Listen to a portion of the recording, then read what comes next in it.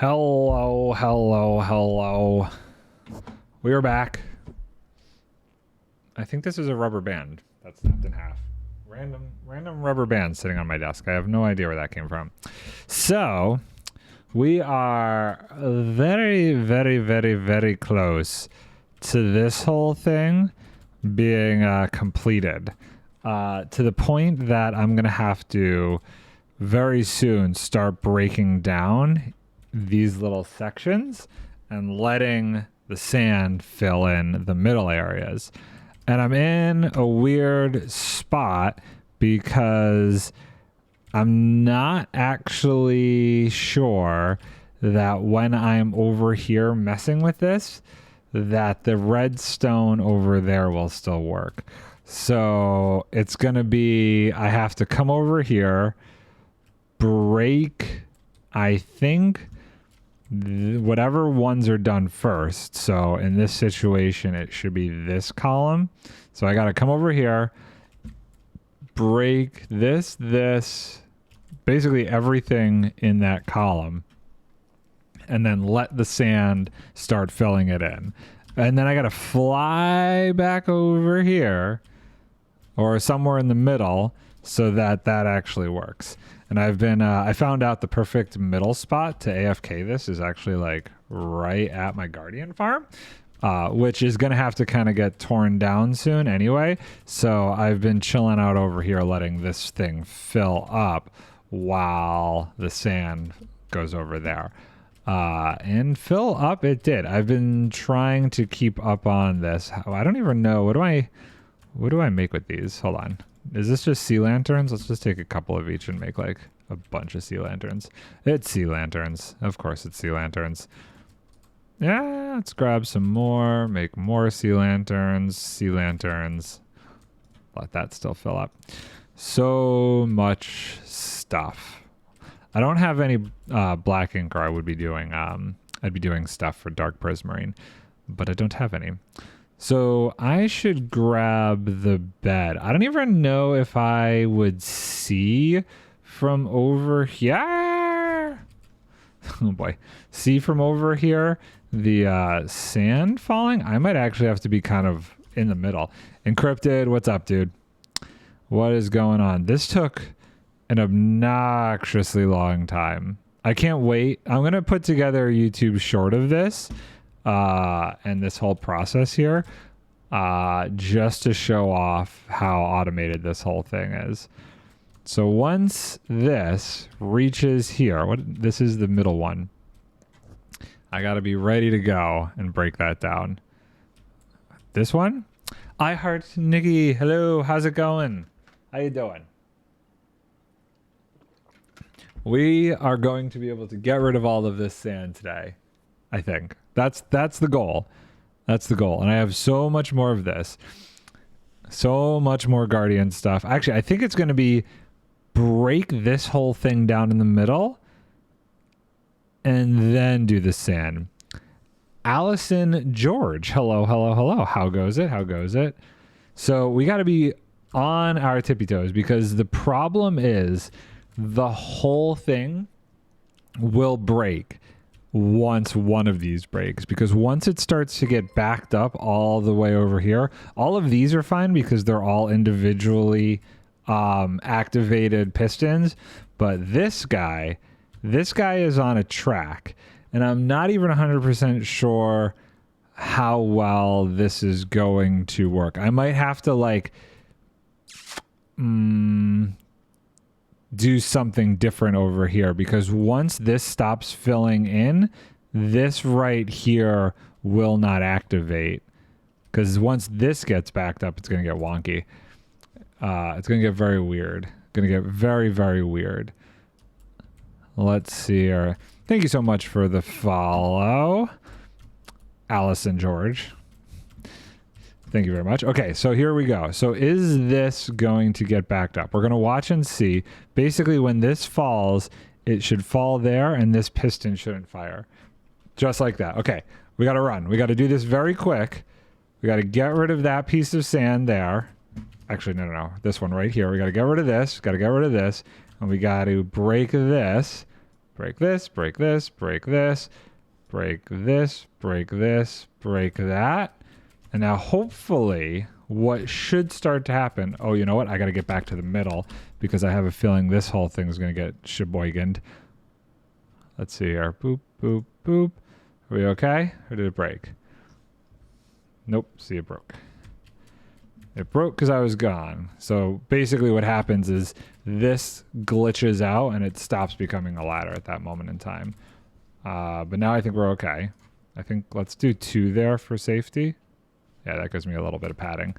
And then let's find a good middle ground to actually place the bed here. Okay, so I think right here should be okay. Sleep, sleep, sleep, sleep, sleep. So now what I think is going to happen, hypothetically, this part I have not tested out yet, is that one section that we broke should start to get filled in that middle area that I couldn't do underneath. So we're going to go into free cam, slide all the way over here. Let's take a look. I think it is. Yes. Okay. Oh, now we got another one. We got another one. We got another one. This one right here is going to become a problem soon. So we got to get rid of all of this. Got to get rid of all of this. And that should, as long as it didn't already get janked up. Boop, boop, boop, boop. And that's going to start to fill in.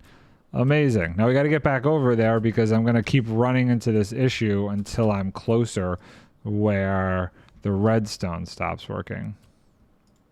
Okay, and you could see here what really bad happens is that it actually sometimes, oh God, we'll start to get backed up down this elevator. I don't have a solid way of preventing that.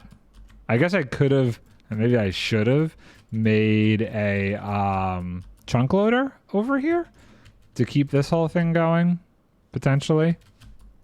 That could have solved the problem, but it's fine. It's fine.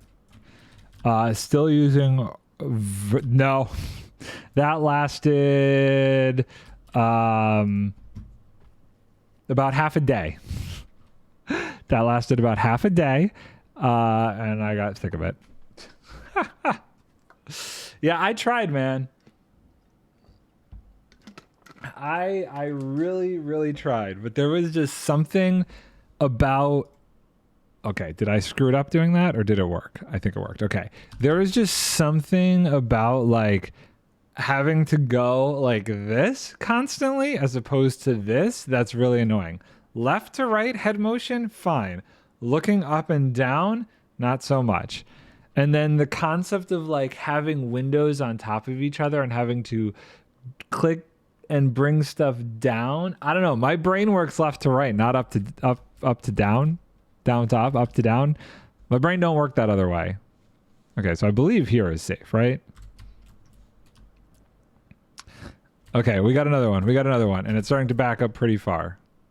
Starting to back up pretty far, so we got to do this quick before the whole system gets too janky here. I don't even know that I'm going to try and save all of this stuff. You mostly don't stack things. Well, this is good for you. But the way that I work, it like brain melting happens if I don't do it that way. Are we okay? Or did I screw up this one too? Once that's done, I can breathe for a second, but we got to get that whole row filled out first. I don't know how OBS would be vertically. I had to do some really crazy stuff to make OBS feel right vertically. But it actually worked out pretty well. There is this plugin that I used. What was it called here? Hold on, let me place this just to be safe.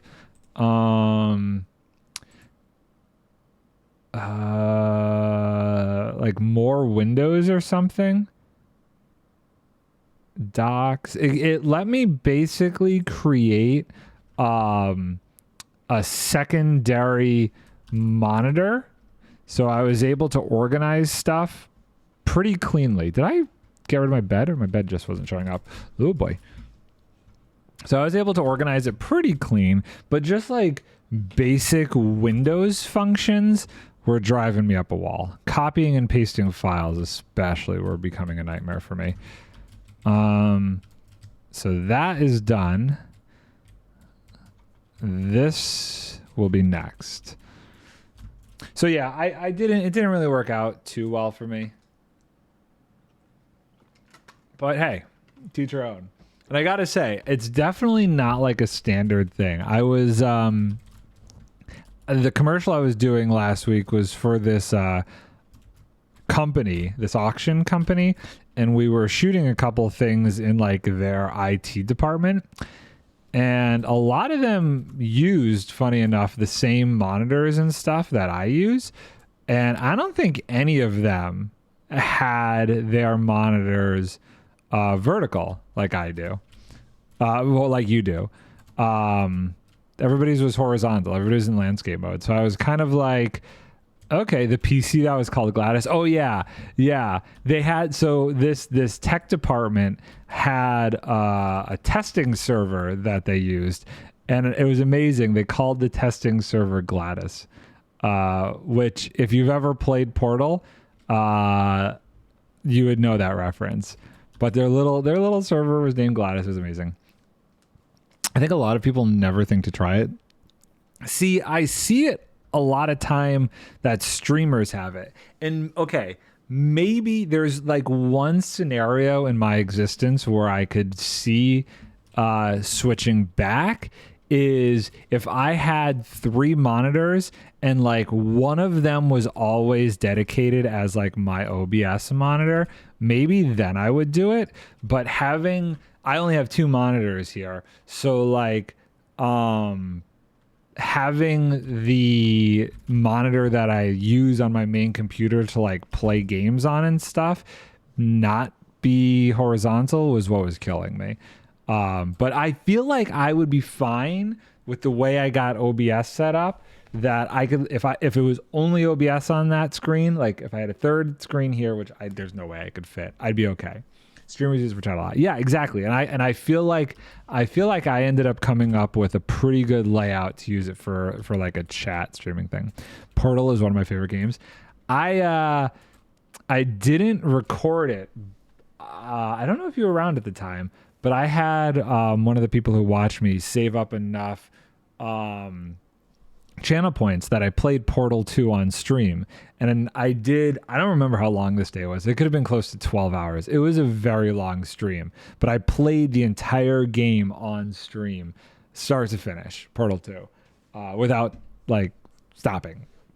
Like just an entire day, started it. I think maybe I got up to go to the bathroom and get some food, but I beat the whole thing on stream in one day. It was wild. It was absolutely wild. It was fun. It was really fun though too. Yeah, I think I was able to do it in 12 hours. It was amazing. But I loved it. And I got super into the lore. Like I went and watched a bunch of MatPat videos just on like the lore of like Portal 2 and how it connects to Half-Life. It was awesome. I think that's what sucked me in, is I really liked the story stuff of it. So yeah, that was a good time. That was a good time. This seems to be working, minus the nonsense having to go back and forth to fix the issues as this progresses. This is going to get excessively more difficult, though, I'm realizing, as this goes backwards. I almost wonder if I should just do this all at once. Yeah, the Portal games are great. They're so good. I watched Skiz and Impulse did a run of like the co-op Portal 2, which I had never gotten a chance to play before, but that was quite fun to watch. I don't know that they actually finished it yet. They might have been getting close. I think the smart money here is on maybe I guess once I get to a point where this doesn't stop, this will be easier. But I feel like it's such a long distance. I don't think the chunks... I think I got to go to like here and the chunks will still be loaded. Next time I have to come out here, which is going to be in a second, let's test it out. So we want to do overlay, renders, overlay, spawn chunks player. And let's see where it falls when I'm over. Oh no, that's not good. When I'm over here adjusting this. So this we need to go. Okay. Yeah, see. Got to be so quick about it. Boop, boop, boop, boop, boop. Okay. How many blocks is that shy? Just one. I'm just going to tear this down. Let's just do it all at once. Give myself some breathing room here. That's going to get really backed up, but I'm just curious, how many chunks away am I? Okay, so I believe it's the red border. So 1, 2, 3, 4, 5, 6. Okay, so let's grab all this stuff. It's going to get pretty backed up, but we'll go back over there and fix it in a second. Wow, I don't know how that continued to fall. Technically, that whole thing shouldn't be working. That's really weird. Come on, come on, come on, come on, come on. Come on, buddy. Great, great, great, great, great, great, great. Oh, get out of the water. Okay, how bad is it? Oh my gosh. It's backed up all the way to here. Okay. Let's give myself some wiggle room here. So what did I say? 6, 7? Definitely quite a bit. I think 6. Okay. It's really annoying that this doesn't work when I get all the way over there. Okay. Please. Is it coming? Give myself some flex room here. Make sure I didn't miss any. We're good. Okay, we're good. We're good. Wee. Boop, boop. And this should be good. Okay. That push. We're good. Okay. I think I will try to make a tutorial video for my dirt farm. We'll see how annoyed I get with trying to do it. You need to do it, or at least post the schematic somewhere. It is so well done.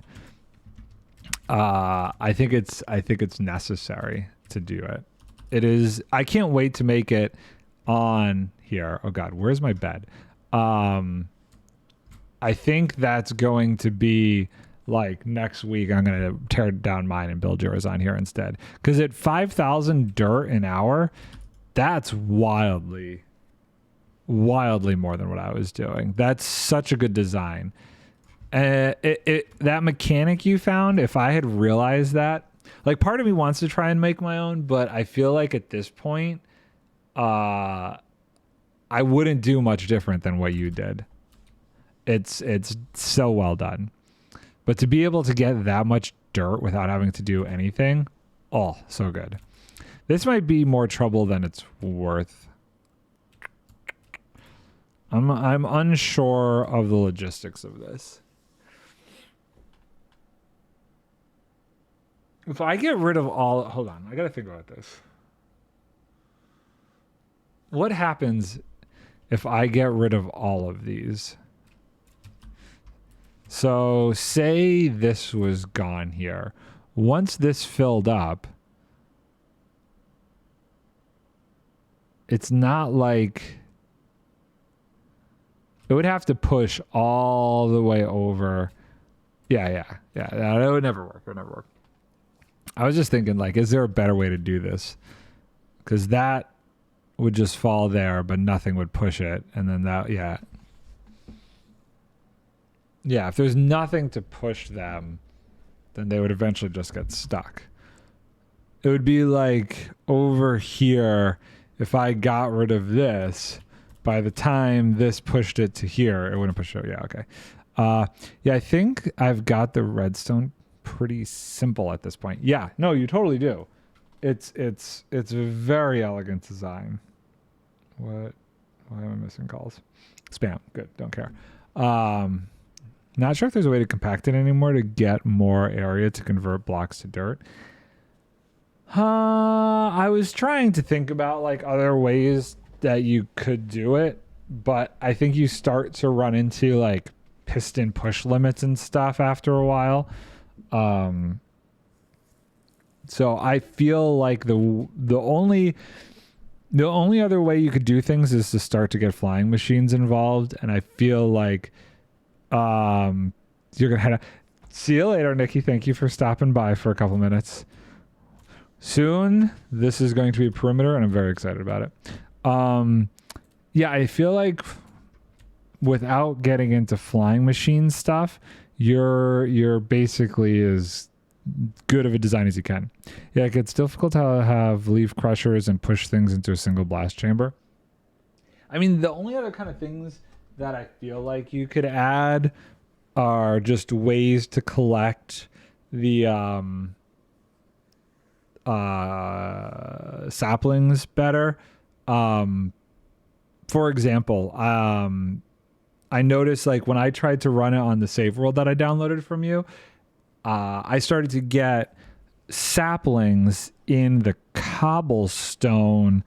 Was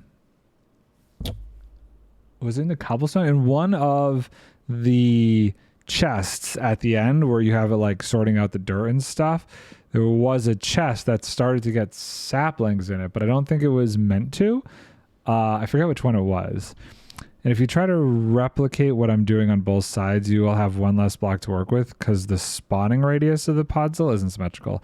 That chest is that collect all. That chest is the chest that collect all chest. Let me try that again. What now? Yeah, sorry. Didn't understand that. That chest is the collect all remaining blocks chest. Okay, yeah. So that was actually collecting some saplings. So I feel like, maybe there's a world to add like a filter system that if it picks up saplings that you could feed it back. I don't know. I just stuck cobble on because that's mostly what goes in. Yeah, I mean, realistically, there's not much else that would go in. I think it makes sense to be like the catch-all chest for sure. For sure. Okay. This is gonna go quick. I think at some point I'm gonna just have to fill it in because there's no good way with this system to have things fire individually because it has to be able to push it through, and at some point, yeah. So when it gets back to there, it's done. I'm gonna have to fill it all in myself. If you actually wanted to keep saplings, you could stick some hoppers around where you plant saplings.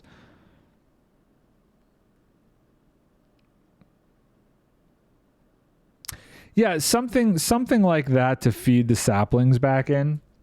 Because I think that's the only thing that you're missing is you can attach a bone meal farm to it. And that's easy enough.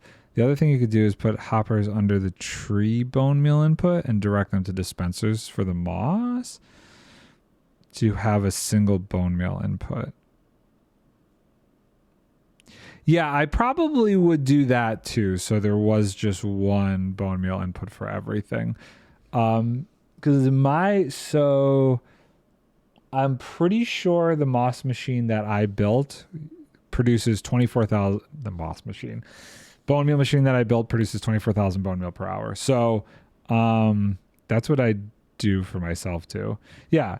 If you have that inputting while you're going, and then if by some miracle you have, I don't know how many saplings you get from those crushers, but if you got enough, to keep an infinite loop going, then the system is perfect. Then you just can have it run for as long as you need to. You get a bit more than you need to sustain it. That's all you need. That's perfectly fine then. If the collection, wait, do you mean if you put a collection system on it?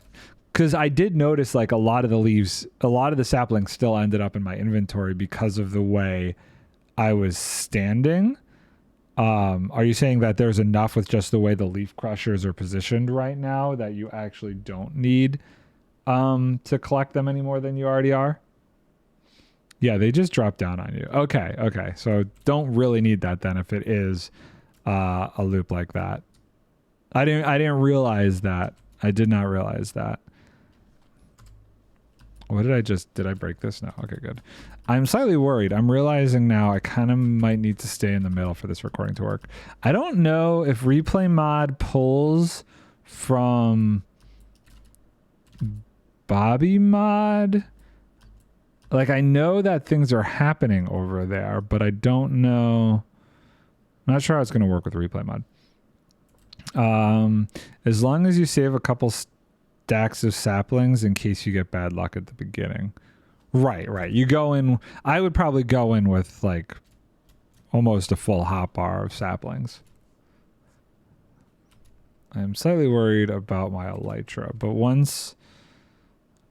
Okay, hold on. Let's see here. So, what did I say this was? Spawn chunk player.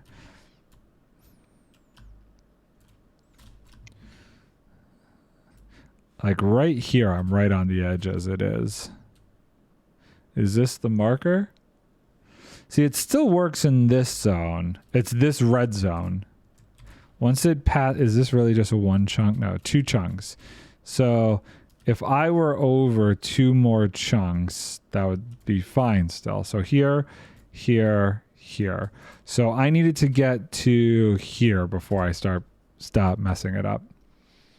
In the current version I have, I just stuck a barrel there to keep them, and I figured out how to hold the hopper minecart in place when the farm is off. I'm hoping next week is when I build this. So I'll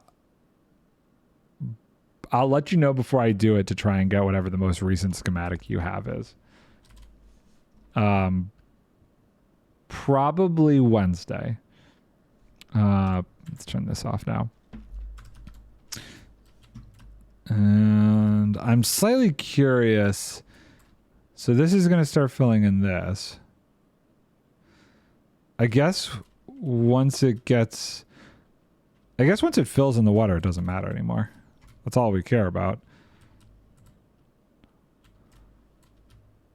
So we will want to break it. Which one's going to fill in first? Probably the second one again, right? It's going to be different because of the terrain. It was interesting watching like a race what got down here. That's all I've changed, I think, since I sent you something. I swapped the note block I had to trigger the pistons to crush the moss with a drop or 2. Okay. It's such a good design.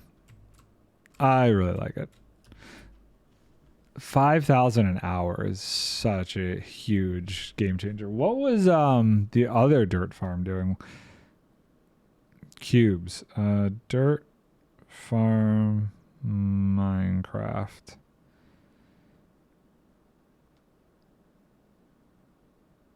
So cube meter. Cubic meter.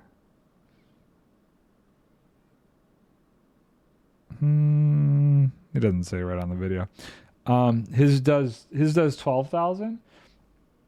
So his does 12,000 for it's nighttime, for a design that is more than 4 times difficult what you created. I think you got a winner there. I think yours is so much better. Just by total complexity versus how that works. Okay, we need to get this out of here. Wait, where's the thing? Oh my god, I'm so confused. Oh, I've gone too far. It's here. I need to break this down. What am I doing? I got very confused there. let's grab all this stuff. Okay, so it should start falling here in a second. How backed up did we get? I really bungled that process. Did it get backed up? I might not have gotten backed up that time. No, we're good. Guessing his is a lot more bone meal efficient too. Not sure what Il Mango's rates were. Not sure, but so he didn't post. He never posted a video of it. That's the thing. It was just part of his series.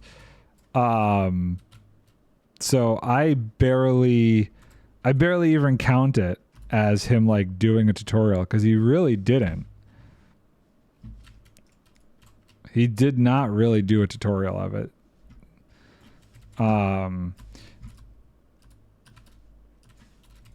But it's one of those things, like, I don't even know that it needs to be efficient in that way, just due to how easy it is to ramp up the scale of bone meal farms.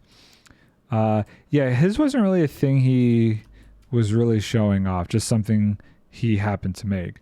Yeah, which is to me so interesting because he does, well, he hasn't done tutorials in a while, actually. Which is kind of sad. There's so many things that I guess have just become the epitome of efficient that there's, I guess, no reason to do tutorials on certain things anymore. I still think in this case, though, we're not there yet. Oh, this one now. That's why I think yours is kind of, you're in a unique spot because nobody has made one as efficient and as simple as yours. Okay, so this goes away. 1, 2, 3, 4. This starts getting filled in. I don't know what the rates of the what is it? The farms that use the azalea, the rooted dirt farms, I don't know what the rates and efficiencies are of those kind of things, but I gotta imagine they can't be nearly as effective as the Podzol ones. I need to go back and see if it works in older versions of Minecraft. Wondering if something changed with the Podzol conversion or something. When was moss introduced? Was that 117? I think that was 117, right? That was Caves and Cliffs Part 1. I was looking at some of them on the TMA and some of them yield a lot. Dirt farms? Every dirt farm I found for the most part referenced or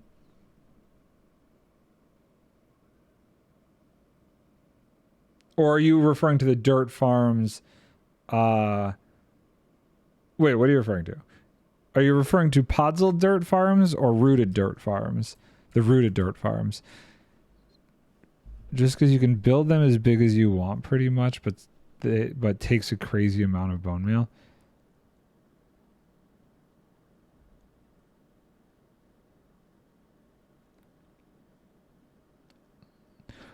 I guess that, well, but hold on, but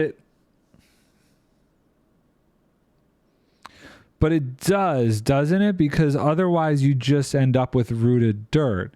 When you TNT rooted dirt, doesn't it stay rooted dirt? Like you still... Oh boy, this one's about to get borked. Oh boy. Hold on. Need to clean this up. Need to clean this up. I'm keeping all the observers because I'm going to need them when I go to do your farm next week. So I've decided to hang on to them. Oh my god, get out of the water. What is going on? Fire the rocket. Did it back up? We okay? We okay, bro? We good? I think we're okay. Yeah, just rooted dirt. So you will have to turn it back if you actually want dirt, which is annoying. So I guess it's hard to tell the actual rates of it because you have to include the time it takes to turn it into dirt. Right, exactly. And that's the problem. There's no, like, there are ways to automate that process. Like RaiseWorks had one that that was kind of automatic where you're just like right clicking the whole time and things happen. I need to get rid of that one piece of wool. So I do feel like those rooted dirt farms just aren't great in general. While I'm here, let's just check. Okay, that one's about, is that one full? It's the last two, right? No.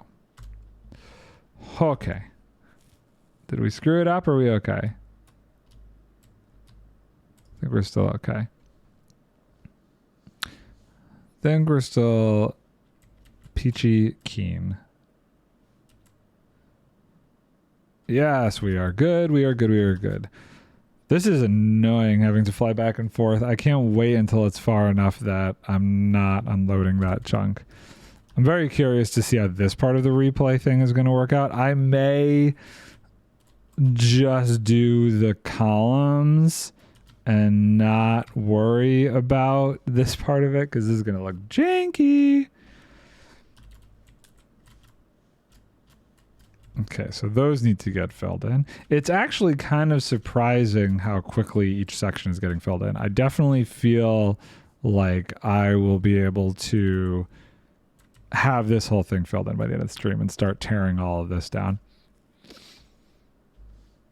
I don't know if I'm going to actually tear this down or if I'm going to work on doing this first and getting rid of all of the sand. Level it all. Get it clean. I'm going to need a bunch of shulkers because I definitely plan on keeping a ton of this sand for sandstone in the future. So, dude, I got my first stream DCMA strike the other day.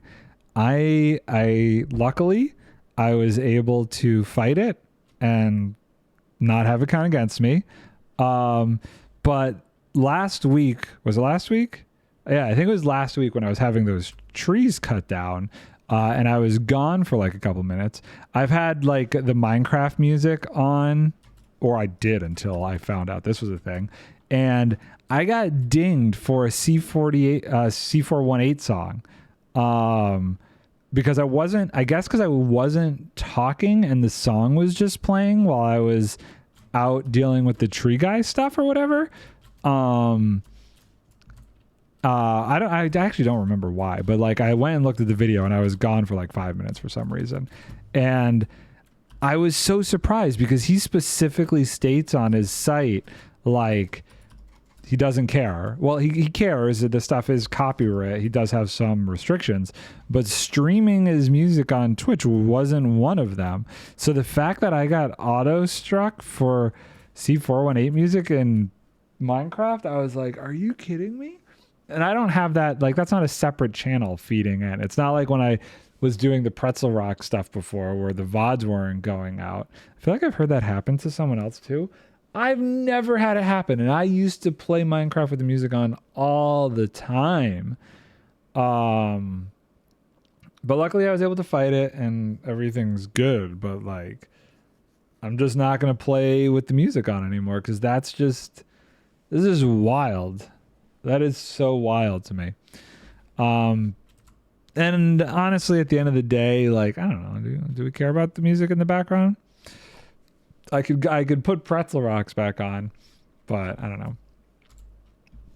Also, I've started to think about going and doing the green screen thing here, because this background isn't as nice as the background back in Buffalo. It's you know, it's some soundproofing foam pieces, and that's about it. I think I'm gonna get one of those, like, I have a green screen that I use for film work, But it's really annoying because it's like one of those twist up ones and stuff. So it would be there the whole time, and then I just have this goofy ass green screen in my living room the whole time. But if I have one of those ones that like I can pull up, I think it would be better. And I'm not like back here playing, so there's a good solid like foot back there where I could do a green screen and it wouldn't really bother me too much. So I've been debating it. It's only like $150 for like the Elgato one that you just pull up, and I could reconfigure the lighting so the light is behind me and not killing my eyes. Which I don't have the light on right now, and it's perfectly bright in here. Now if I was to do a night stream, that would be a different story. But I've been debating it. I've been debating going to green screen. I think I might like that better.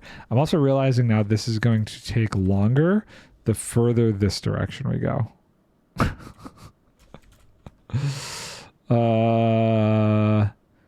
So I don't know how this is going to work out.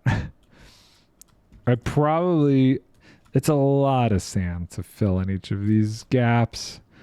And something about being able to put like the whole thing was done automatically. I don't know. I think a lot of people route their music through a second track and turn off its saving to the Twitch VOD. I have like the whole, here, I'll turn it on. Let's see. Right? Hold on, let me make sure it's actually this computer, not the one back in Buffalo. File, settings, audio, output. Yeah, Twitch VOD track, audio track. Twitch VOD track 2. So anything goes to 2 gets saved, anything goes to 1 does not. So if I do this here, this should be only on 1. Yep, so if I bring up Pretzel Rocks, I have the app here. It's going to make me sign in, isn't it? I confirm I have read the stuff. Sign up with Twitch. I could just log in. I'm just going to log in with Twitch. Twitch is going to get mad at me. Okay, so if I go to YouTube Safe, Instrumental, Stations, well, they got a bunch of new stations. I don't know how loud this is going to be. I apologize. Game stations. No, I just want chill. Where's my chill? Ambient? No, chill. Okay, so let's throw that on. And then I believe if oh God, is that too loud? -50. Peak, maybe -45. There we go. -45. My internet had an issue. Oh, when I was logging into that, I see unstable. But did you cut out? No, you didn't cut out. Okay, so how is that too loud? Hold on, I feel like that might be too loud. So there's some background music from the Pretzel Rocks. How do we feel about that? That's how everyone's getting away with playing music that they definitely get strikes for. Dude, Morgan, I can't believe. I think it's awesome that she plays that kind of stuff in the background. But like, it's amazing to me that that is not an issue because it's not getting saved until they actually start policing the music as this stream is live. Yeah, which that, you know, once they start investing in AI stuff, I'm sure they'll be able to do it. I want to watch the Baldur's Gate streams. I really do. I have a problem with that game. My friend, my like very close friend who I play a lot of video games with constantly is debating getting Baldur's Gate 3. If he gets sucked into it, I'm going to have to get it then. That's where I'm at with it. Because he was the one who got me into playing Elden Ring. And the only reason I played Elden Ring, like I actually got Elden Ring before he got Elden Ring. I played it for a little bit and got frustrated because it was a pain in the butt to play. But the second he got it and I could play co-op with him, is when I started to like the game.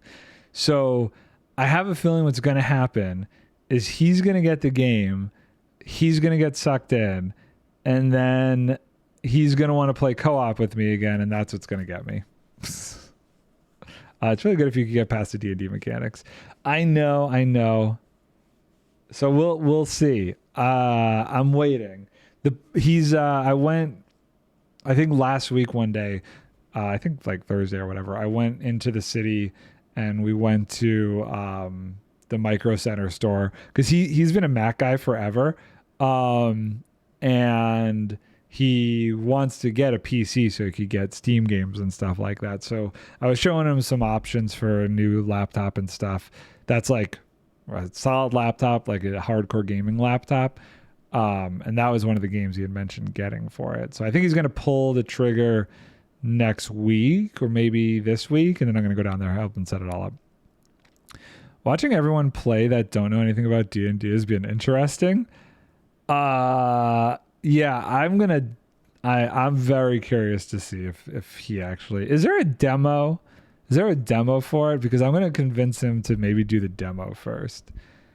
He wanted to get it for the PS5, but I think we looked and it doesn't come out for the PS5 until later in September. Although, honestly, by the time it comes out to the PS5, I'm going to be all up in Starfield. That's going to be my jam. I'm not going to stream it because super heavy story games like that, I've decided not to stream because I don't enjoy the story as much. I guess you could do the thing where you buy it and return it within the 2-hour window. Could do that just to try it out. But I have a feeling what's going to happen is I'm just going to be too obsessed with Starfield by that point. I love those kind of games. Absolutely love those kind of games. So I will be curious.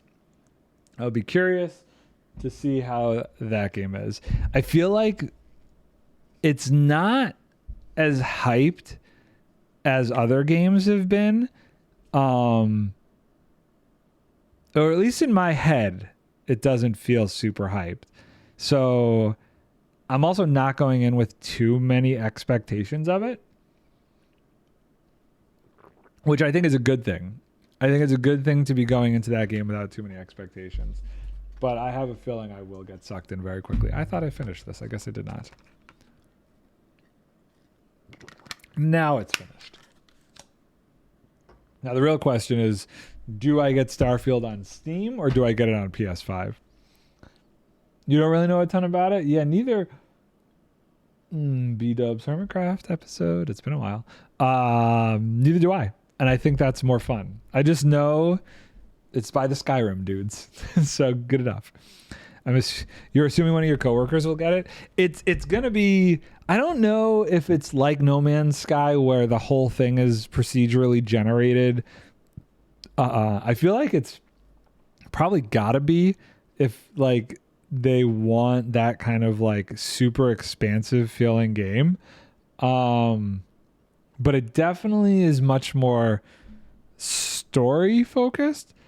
No Man's Sky had its story, but that wasn't the allure of it.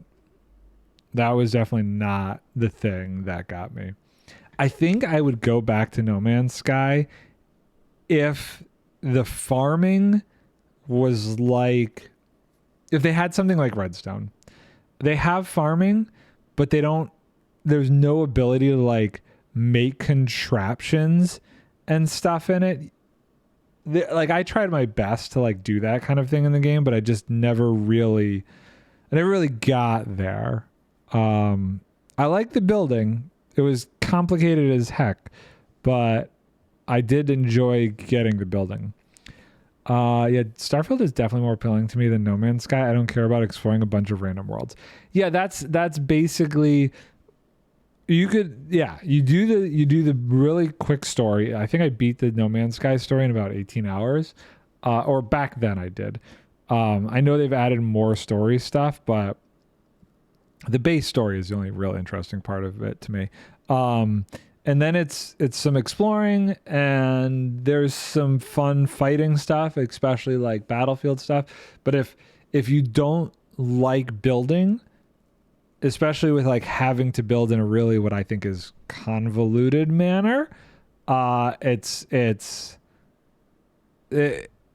very tedious. So if you're not willing to do tedious building stuff, also with like pre-built items, that's the one thing I like about Minecraft is there's much more flexibility for creativity. You're not handed, here's a door, now choose the color and what it's made out of, and that's your door. It's now granted that does exist kind of, but you can still make a piston door. You can make all of these, you can make a door out of anything theoretically. You can make a door out of shulker boxes, whatever. The free reign ability of Minecraft is superior to No Man's Sky. The funny part for me is that it was definitely No Man's Sky came first. I didn't even really ever consider Minecraft as a game until way later. Come on. And I think that's that story aspect of Starfield is what's going to really drag me into that one. I think they've figured out that people don't want to just play an exploration game. They need to have more to it. I'm going to just check, but I don't feel like this is crashing anymore. I seem to be at like a level that this is staying pretty good. Yes. Hey, did you watch Tango's stream last night? Did you watch him last night? He brought the wardens in. It was very, very entertaining. I very much so enjoyed watching that stream. Yeah, it's hard to compete with Minecraft for just open world, open-ended stuff. 100%. They've got it in the bag. Oh crap. Okay, hold on here. Let's buy myself some time before this gets... Watched a fair bit of it. I watched it till I had to go to dinner. So I got... He was doing runs. He was just doing runs by the point that I had to go. But it's super interesting watching somebody who is very smart at game design and seeing the different aspects of it that he was struggling with once he got the wardens in. I was surprised that he actually said that he felt he needed to make it a little bit easier, funny enough. But that was very fun watching him actually get them in there on a level that it didn't even seem really that difficult. He had a good plan and it executed pretty darn well. Okay, let's see here. Mostly watched him struggling with the redstone.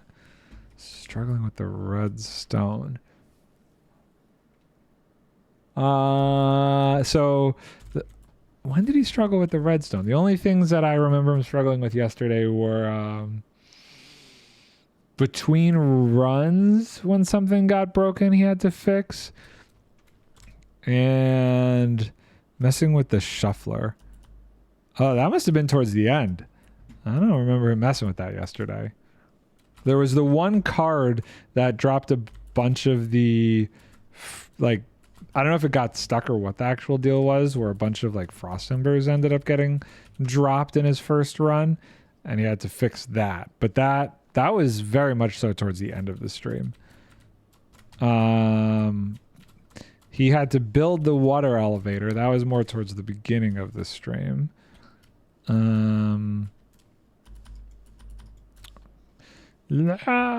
still good? I don't feel like it's breaking at this level. I don't understand why it's not breaking now. I would have assumed my box wasn't still activating the whole thing, but I guess I could be wrong.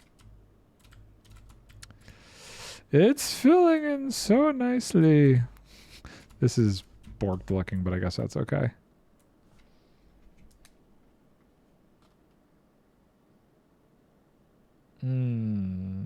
Definitely forgot that. Funny that Scar made a line outside decked out.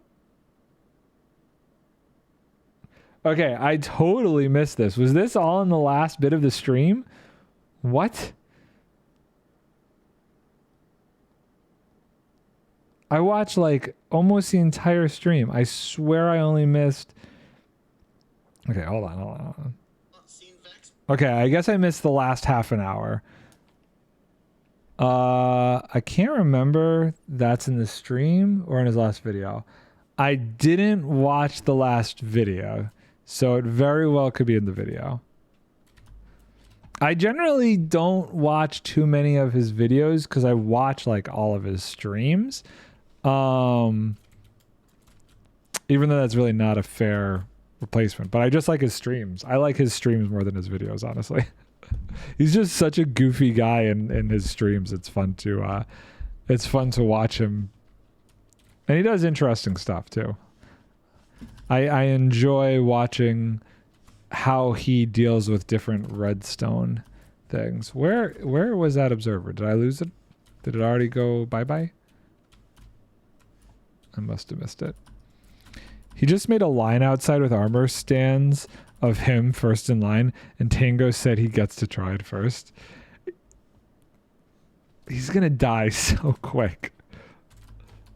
Oh, Scar. I ended up spending a good portion of yesterday afternoon watching their Grian, Joel, Scar, and Jimmy's videos, the like beating Minecraft but like switching on and off after each one of them dies. Oh crap, I gotta do the next one. And I really wish there was an easier way to watch it, because the way I was doing it was I started with Grians. And then so the way they did it was like they kept switching back and forth between the perspectives, but they wouldn't show what the other person's perspective was. So I'd have to pause, or I didn't have to, but the way I felt like I needed to watch it was I had to pause Grian's perspective, and then I'd have to go watch Joel's perspective. And then I'd watch Joel's perspective, and then I'd have to pause it and go watch Green's perspective. And I literally had to do this a bunch of times, or else, I don't know, it didn't feel like it made sense to me. Like, I was not doing that for the first 3 or 4 times that they switched. But around the 5th time, I was like feeling really confused, and I ended up figuring out I'm not going to get this unless I actually pause and go back and forth between the two of them, which I'm very curious from a metric standpoint, how YouTube's, if other people are watching it the way that I felt like I needed to watch it, how other people are going to deal with that. But yeah, I had to do the same thing with Scars too. I'd watch a bit of Scars, and then I'd have to go watch Jimmy's perspective, and I had to go back and forth. But yeah, Green Joel, and I watched the whole thing through that way, and then I did it the other way with Scar and Jimmy.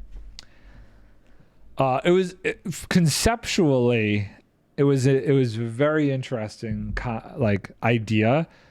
I don't know, entertainment wise, I think it's a good base for something.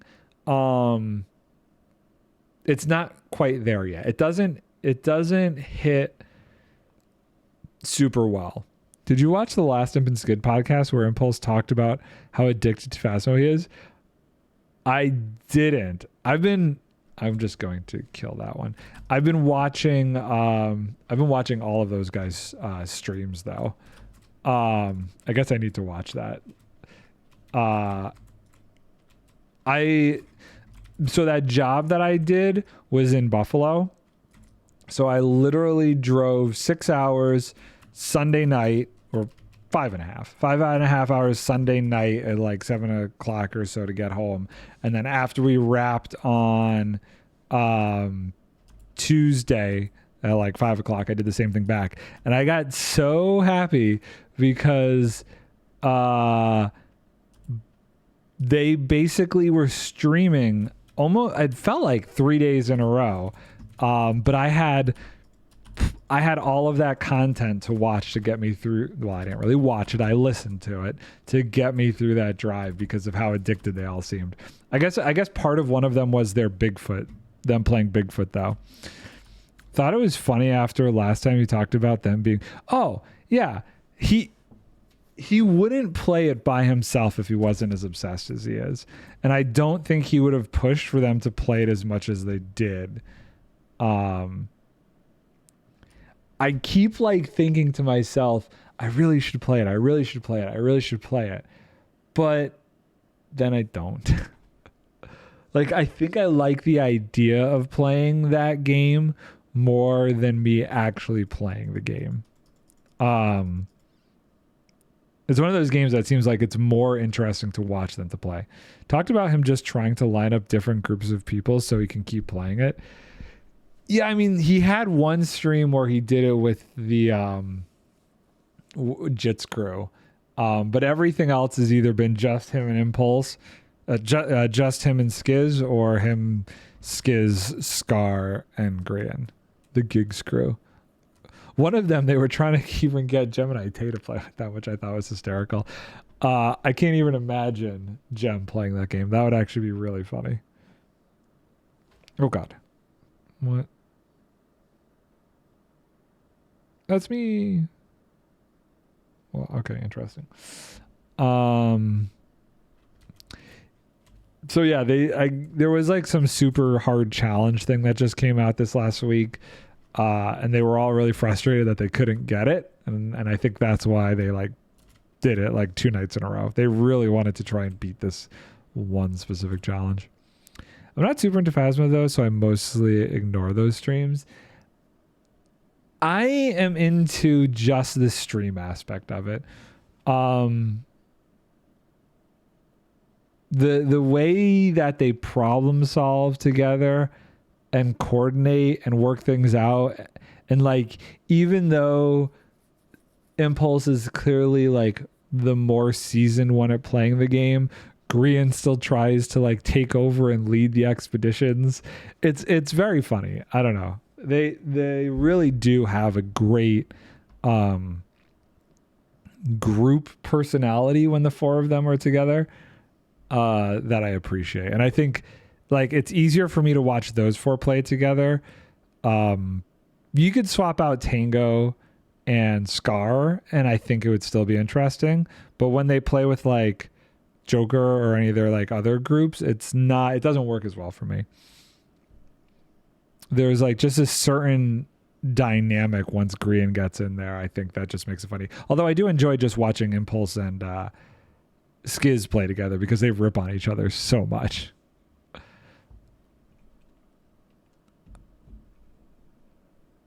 So hopefully this is working with the music not getting saved to my VOD.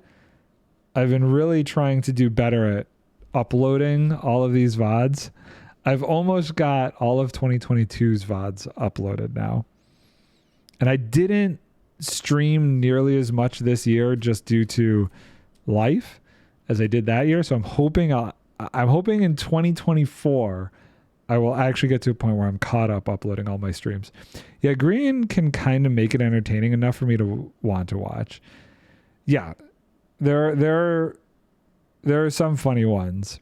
They did I think I've talked about them doing the back rooms, and they did the Bigfoot one. The Bigfoot one was hysterical just because Scar is the biggest troll in the world. And there's some mechanics in that one where he just was messing with people in a way that he knew was very trolly. Oh, come on, man. I really thought this was going to go a little bit faster. I'm getting to the point where I may just start filling it in. I wonder if it'll even itself out and I won't have any that are too high up by the time I get over there. We've got 36 observers. The amount of stuff I used to do all of this, I think it ended up being like 4 stacks of observers, 4 stacks of redstone lamps, 2 stacks of pistons and a bunch of walls. So many items.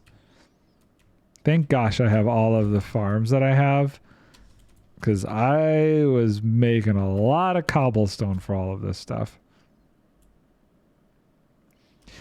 I want deep slate pistons. I want deep slate pistons that have different functionality from regular pistons. I don't know what that other functionality would be. I don't think it would be that they can push further, because then everybody would just use deep slate pistons. But I think having deep slate pistons, that would be awesome. That's what they should do for quasi connectivity. Deep slate pistons, you can still have work with quasi connectivity stuff, and cobblestone pistons you can't. That would tick off so many people though, because you can't have a deep slate generator. People would be so mad having to mine deep slate to get a quasi connectivity piston. But that would be pretty cool. I'm trying to think. Besides that, would there be anything cool about it? What could it do? What could it do? Here's an idea. A deep slate piston, when it hits its push limit, it actually pushes backwards. So when it can't push out forward anymore, the butt of it goes backwards so that something else could then drop in there. Think about that would have worked for something like this. That would have been brilliant. I want that mod. I don't know how the heck that would actually function though, because you would almost need like some sort of observer sticky piston kind of thing that would get pushed back with it. So that way it could still be continuously activated when it does move backwards. Trying to think. What other deep slate piston? Maybe a piston that pushes both sides. So like the deep slate would be in the middle and then would have a head on either end. And if you put a redstone block on it, they'd go like this. That could be interesting, especially in certain farms. I could see that, because like where you're making a stone farm for moss, you put a row of those in the middle, pushing outwards instead. Could be interesting. Could be cool. Trying to think if there's any others that would be useful, or any other ideas that would be useful for a deep slate piston. I don't know if it would be useful, but a deep slate piston can't be pushed. Like, it in and of itself is like obsidian, where you can't actually push it with another piston. I don't know how practical or how useful that would be. Could have some uses though. That would be a nice quality of life thing. A piston that can't be pushed by other pistons. I guess there would be some interesting aspects in terms of with contraptions where you want to put a slime block next to it that moves. Would be nice that it didn't move. I could see that being useful. That's probably the most logical one too. What am I getting?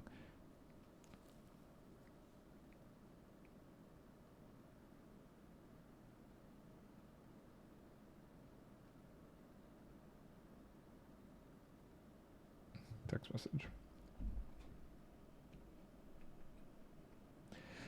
In that case, I don't know that a deep slate one would be the way to go. I think it would be an obsidian piston because you could farm obsidian. You can make obsidian farms fairly easy these days. Yeah, I hadn't thought about that. I was just thinking of all the different types of block mover things I've tried making that get broken without me sticking a sign or obsidian next to it. If you could make an obsidian piston or a deep slate piston and it doesn't move, it would actually be super useful now that I'm thinking about it more. That would be a very good thing to have. Okay, this, I think what I'm going to do is when they get to level with the water is when I'm going to clear the stuff. How far am I going here? It's this one here. And is it this one? Boop, boop, boop, boop, boop. I'm going to be in trouble. Hold on. This one here. Let's break this. Boop, boop. Things are going to start spawning where I need to go sleepy sleep. Okay. Are we good? Please don't spawn yet. Please don't spawn yet. I need to get to bed.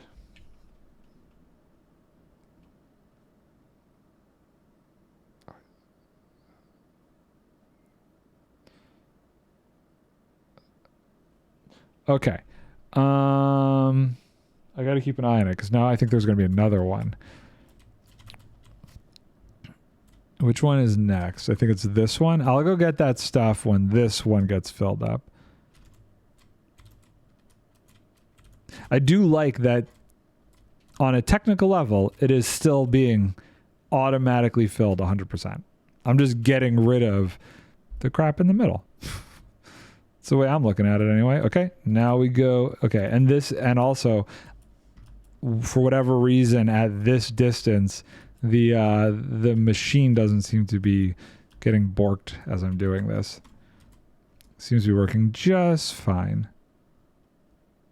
I haven't had to go over there and clear out any garbage.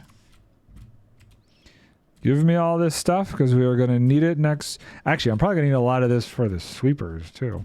I hope I have enough honey. I'm not sure about that. Oh, come on. I'm going through rockets because I can't seem to get out of here. There we go. How are we doing? Are we still good? Nothing broke? I don't think anything's going to break anymore. I think I'm at a good distance now. Okay. And now we're waiting. Oh, that's the next one. It's going quick. When it starts to go, it goes. So we clear all this out. Clear this, clear that, clear that. No, you're in my way. Clear that. Can I reach? Clear that. Great. Okay. And now this all gets placed in. I feel like I'm cheating if I start placing sand manually. Oh my god, I can't get out of the water. I think I might need to add that rocket mod. This is so annoying. This is literally the worst. There we go. I'm blowing through rockets trying to get out of the water. Usually I don't have an issue. I don't know why I'm having such an issue getting out of the water today. Okay, 1, 2, 3. Waiting for the next ones.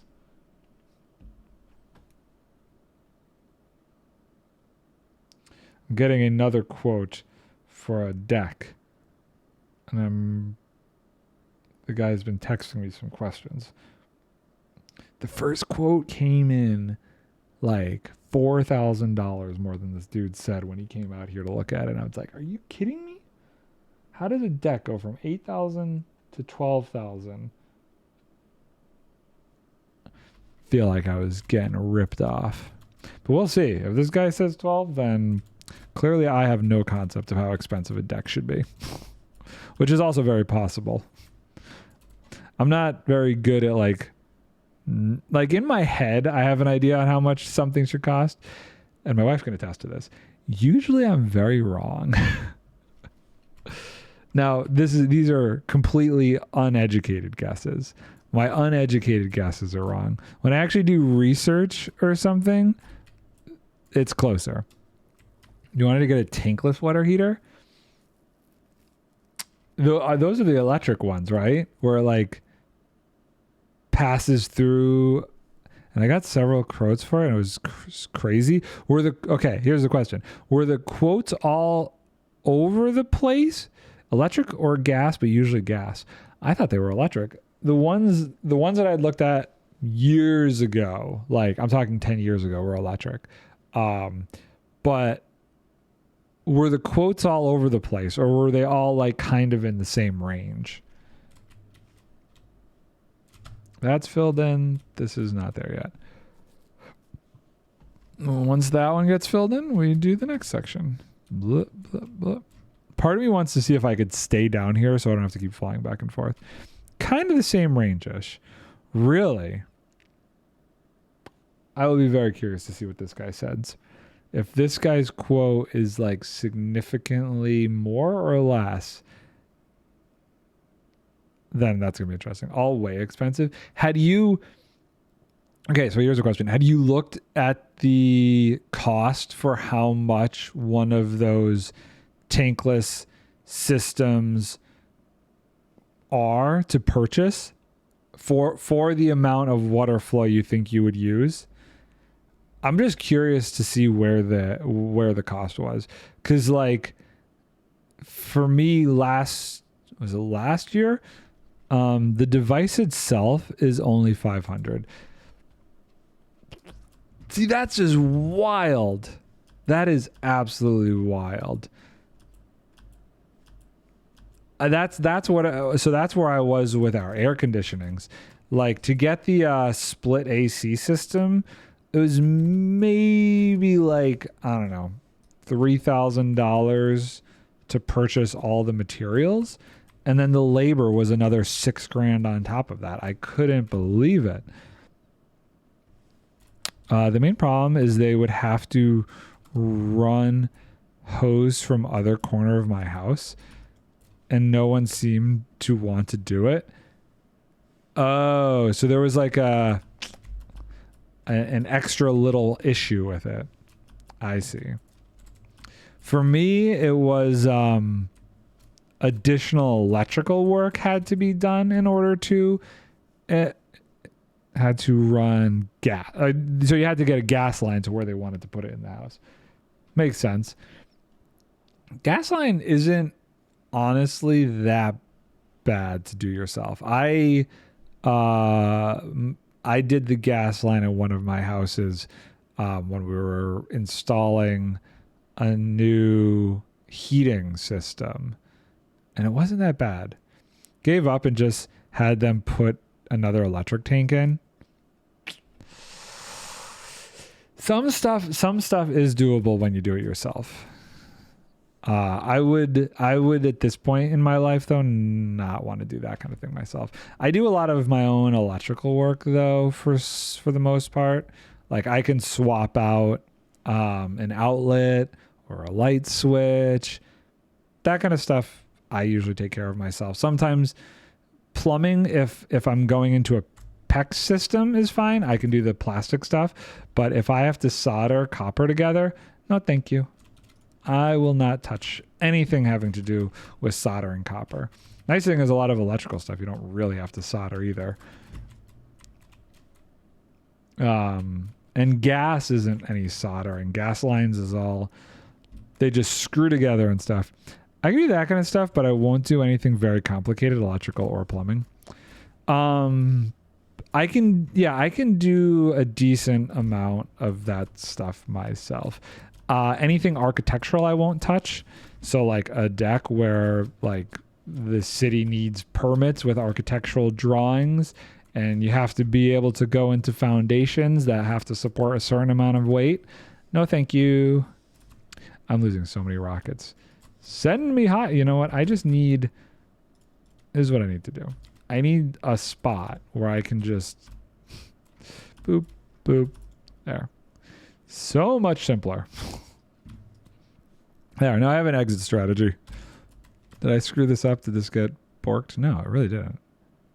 I feel fine now. I must have just been one chunk too far over when I was messing with this. Yeah, Dad will do that kind of stuff himself, and I'm just like, this is going to be a nightmare if you ever move.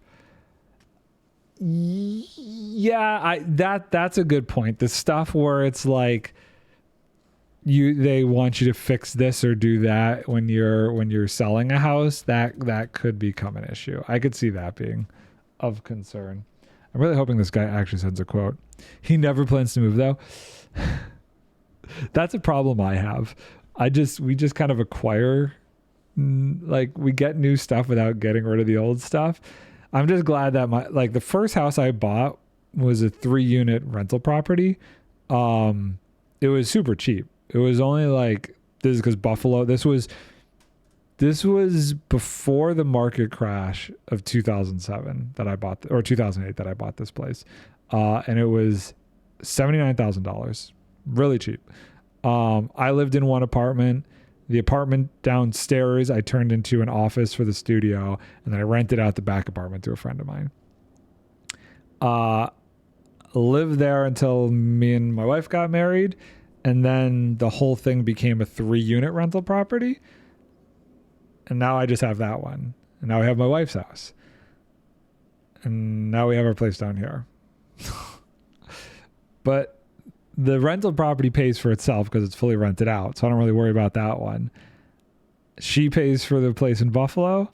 I pay for the place in Beacon. Would we ever sell them? I don't want to. If I ever got like a real house down here, I'd want to like rent this one out. Just keep accruing them if I could. If there was a physical way to do that, I would totally just never sell anything. If it all became just rental property income, I would avoid selling anything if I could.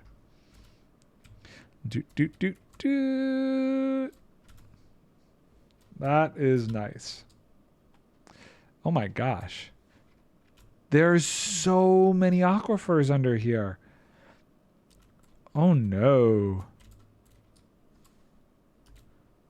I'm going to have to do a lot of work cleaning up these by hand probably too. Is this inside of the border? This is totally inside the border. Oh my gosh. I got to look to see. So I wanted to use the really simple design that Doc used to get rid of the last prank, where I just wait and it goes through. But I may need to use a world eater that will also clear out these aquifers. Oh my gosh, and look at that big thing of lava. Holy crap. The other thought is I don't remove the sand thing over here, and I build a device when I get to each layer that will fill in the aquifers with sand. And I just route this to fill in each aquifer.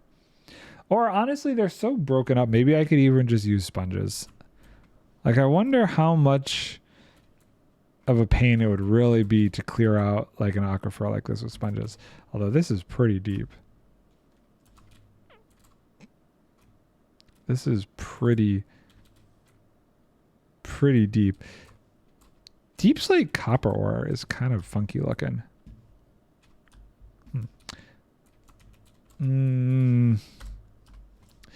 Yeah, I don't know. Don't know how I'm going to deal with that situation yet. I'm not sure. Did we have a breakage? Oh no, it's still going. Soup. I keep looking over my phone hoping this guy is about to send me a quote. He'll probably text me when he goes to send it.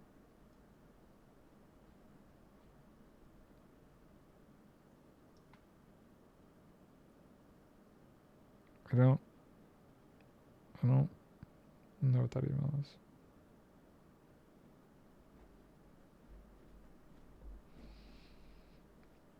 Oof. Okay. Interesting. How are we doing? We got a ways to go. This is taking very, very long. This thing started taking down the walls here.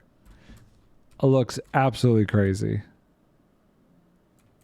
I feel like this is going to be... This is my hope that the perimeter, when all is said and done, I can get the walls to look like this of water just going down the entire side of the perimeter. And then that would be pretty cool looking. Oh my god. This is going to be annoying. This goes so far down. Holy crap. Diamonds. Oh my god, how far? This just keeps going. This is going to be such a nightmare, some of this stuff. Clearing out some of the water because of how all over the place the terrain is. Luckily, I'm going to have all this sand. I'm probably going to use this sand to, like, level certain areas out, maybe.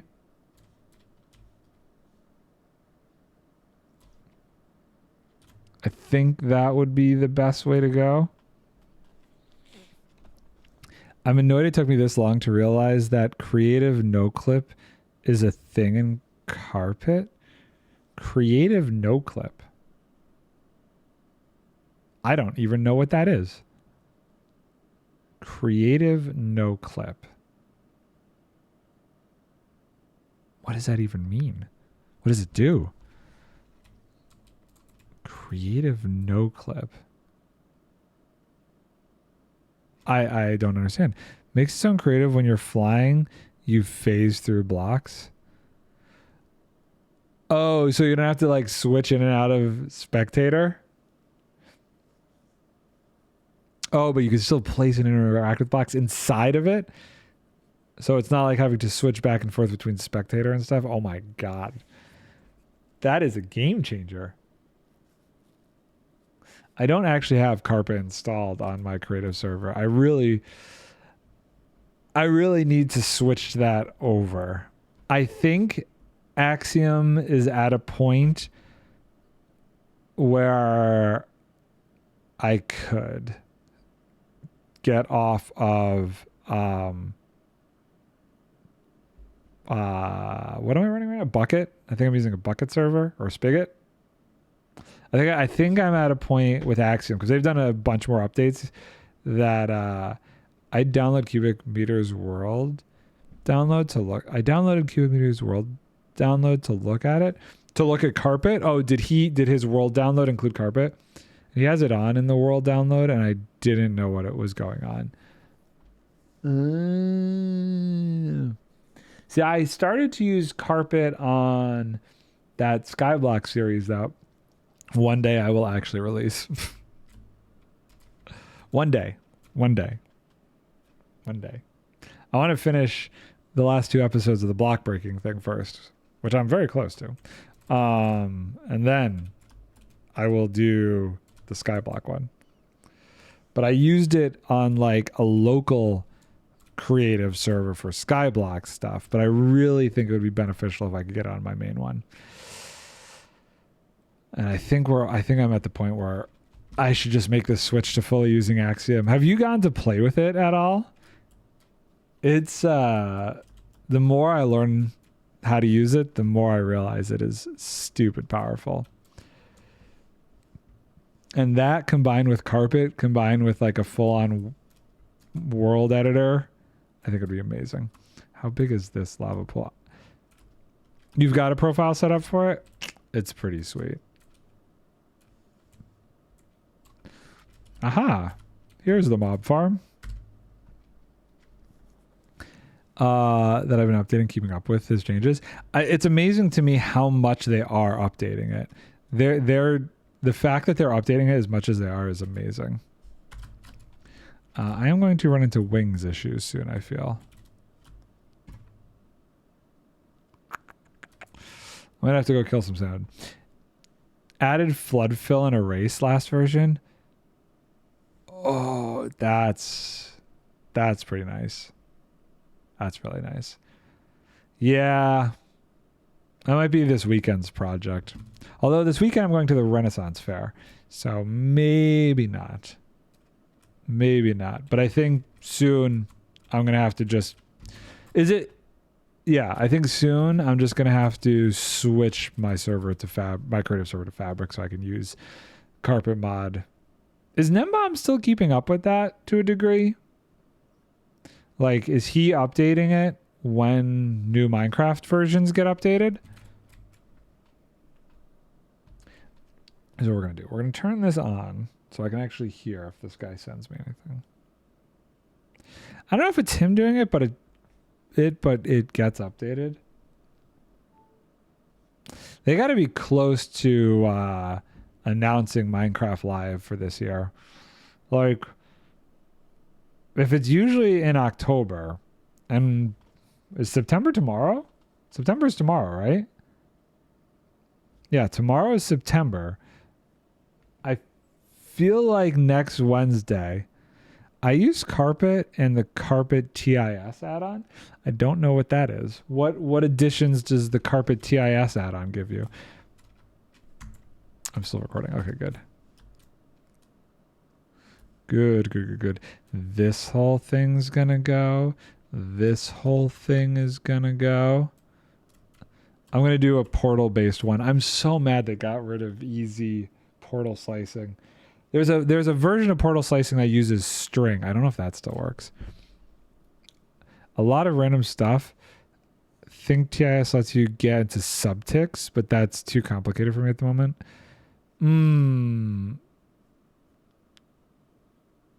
Don't need to do that kind of a thing. Yeah. I mean, I would have never been able to make the system that does this elevator without Carpet. Being able to count the ticks to figure out the speed that these needed to pulse at to actually be able to push sand up. If I wasn't able to do that, there's no way I would have been able to come up with this. Main thing I like is that you can see the status of tick warps. Is that how you were doing getting your stats for the farm? Were you using the thing with Carpet where you can actually like put a piece of carpet up to a hopper and measure how much you were getting out of it? I like that functionality. The fact that you can use it to like see how much items you're getting from a farm. Yeah, that's all just carpet. I love that. Oh, you can see the status of tick warps. Like, yeah, because usually you're just waiting until it's done, right? So TIS actually lets you know like what percentage you are through the tick warp or something.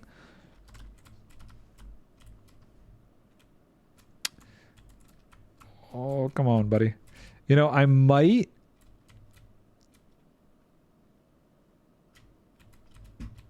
thinking if I just start breaking them whenever they reach the top of the water, then they should all be the same because I don't have to wait for them all to reach this height. But I have a little bit more leisurely time. TIS lets you do /tick warp status to see how long you have left estimated. Oh, that's really good. I use that. So I did a thing in that series where I did a lot of kind of AFK fish farming, and I would do tick warps to see like how long it would take me to get like an enchanted book from fishing. And I used that as like an estimation, not realizing I don't even have to go too far down with all of this. And to know how much longer I would have left would be amazing. Boop, boop. Okay, so that one can start getting filled in.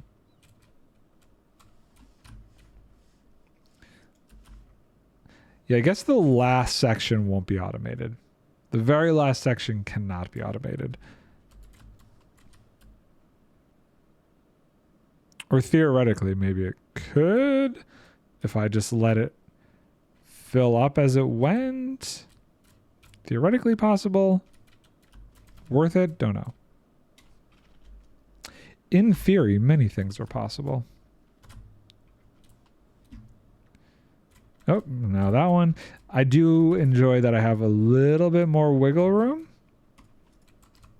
That it's not going to just break since it's got so much further to fall over there to actually catch up. Okay, but that's annoying. And it's definitely nice that I can just kind of chill, do this, and nothing seems to be breaking anymore. On that end, loving it. Loving it, loving it, loving it. We're in a good place. I don't feel rushed about this. Right? No, it's still going. Everything is working. Boop, boop, boop. Boink, boink, boink. I do love this design. I could have made it fill in this whole ocean, but would I want to break all that sand? Hell no. I may snake things around to fill in stuff like this and things like this if sponges seem to be too annoying, or like things like that. And I have no idea what's even under here. So definitely going to keep this, because this elevator I can't keep branching off, unfortunately, though. But could do a lot. Could definitely do a lot. That one's done now. Okay. Zoop. Maybe I should see if I can stay down here. It's going to fall on my face. I just know it. No? No? Yay. Good. Yeah, I think this is good because then I don't have to wait for this whole thing to fill up. So yeah, let's see where the chunk border is. If I'm chilling over there, can I just stay there? Let's grab my bed too, because if everything seems to still be working with me just hanging out here, that would be amazing. Right here, right? So the chunk border is there. So if I'm here and I do overlay spawn chunk player. So the thing I don't understand is it's outside of the red, but it doesn't seem to be getting borked. I don't know why it was when I was that far away. It's so weird. Yeah, it's definitely still working fine. And there's no way I was outside of this area.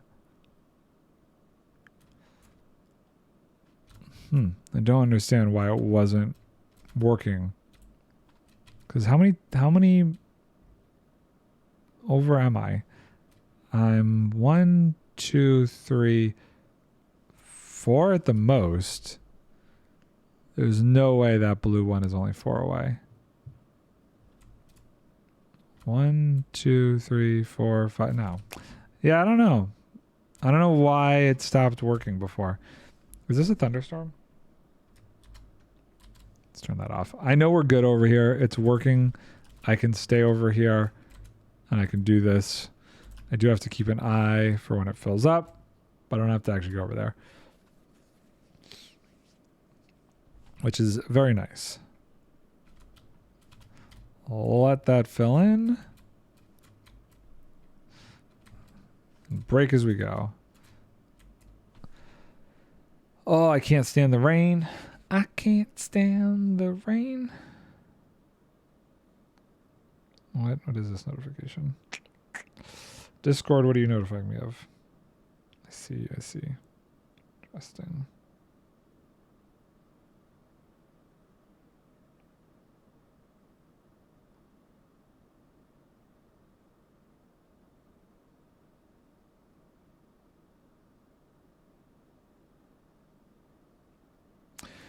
Oh, people are funny. It's very interesting watching people complain about how certain bugs get fixed in the different snapshots. Some people hate it, some people love it. It's kind of a crapshoot. I'm bummed that portal slicing got more difficult, but they haven't gotten rid of being able to do it. I don't know that I will use it because of how difficult it is. I have not decided yet. Okay, what's going on? I'm stuck. Because now the only way to really do it is crazy wall methods with a lot of complicated junk. But it's still physically possible. I guess one of the bugs they fixed affected portal slicing. No, no, it affected a specific type of update suppression. Because update suppression still exists in two forms. One you have to like crash the server and then reload it for. I think it's called OOM and ECC or CEE or something. OOM still exists. CCE, what the heck is it called?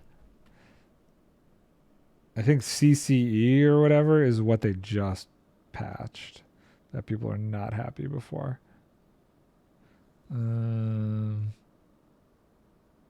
It's funny. I see the same people in the update suppression thing that I do on this discussion on SciCraft stuff. The heck is it? Oh, I guess it was part of yesterday's snapshot. CCE. OOM still works. CCE doesn't work anymore. Update skipping works still, but you have to use the full wall design. You can't do it with the mini design that Doc showed off recently. Recently? I guess it wasn't that recently anymore. They patched that, though, in 1.20. It was only ever going to be available in 1.19. I kind of think he showed it because he knew it was getting patched in 1.20. Okay.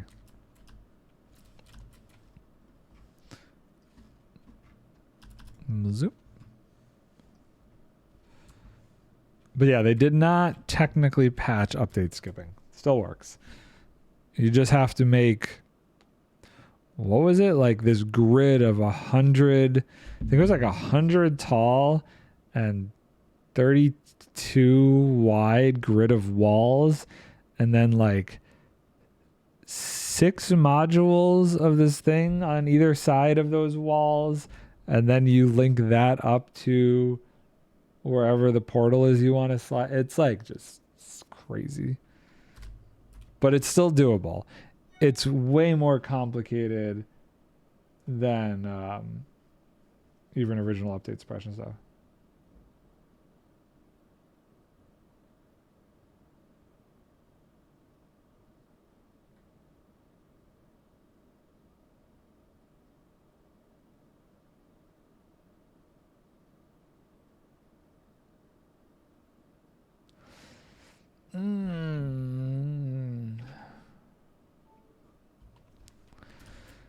Come on.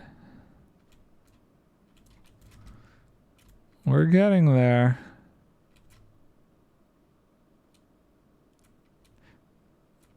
This little... Oh, wait, hold on. So this is all removed. So we need to go back a chunk.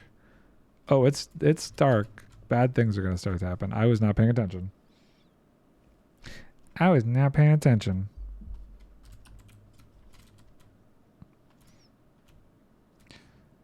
This one is still winning the race. It's so funny because in some of these, it's going to switch. Where is it? Over here, it's going to switch because this is going to be further down and this is going to be higher up. For a while, that I think happens. Yeah. Well, no, then it switches back and forth. I'm glad I at least made it that it's independent of whatever's going on down there.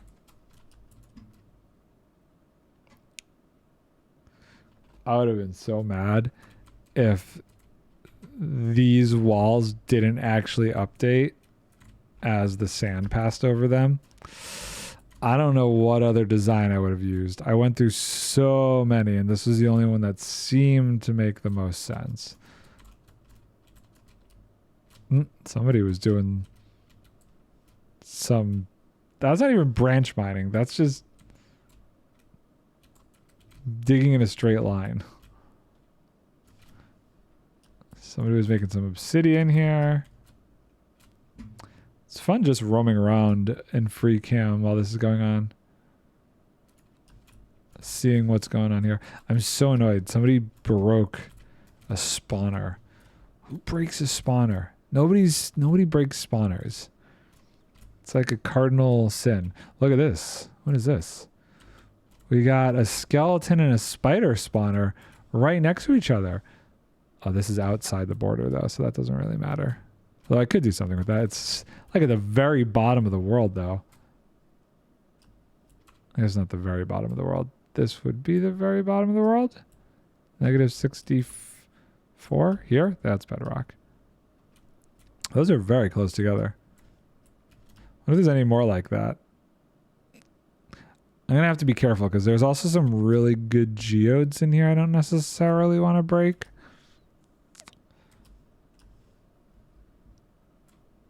And how does it look under this guy? Got a bit of water we'll have to sweep out. Some stuff. Not awful. Not awful. This is taking way too long. I really thought this was going to go faster. I really did. What a mistake. I cleared out this ruined portal here. Oh my god. This is going to be so obnoxious. I've chosen like the worst place in the world to do this. I really have. Ugh. No backing down yet though. It's nice though because it's like my industrial district I could see from here. Then there's this area that if Tokyo doesn't ever finish it, I will. And then there's the spawn island. And there's that crazy base over there. And I'm pretty sure there's even spawn chunks that this will intersect with. Overlay spawn chunks. Yeah, there's a couple chunks over here that are actually going to be in the spawn chunks if I want to do something with that.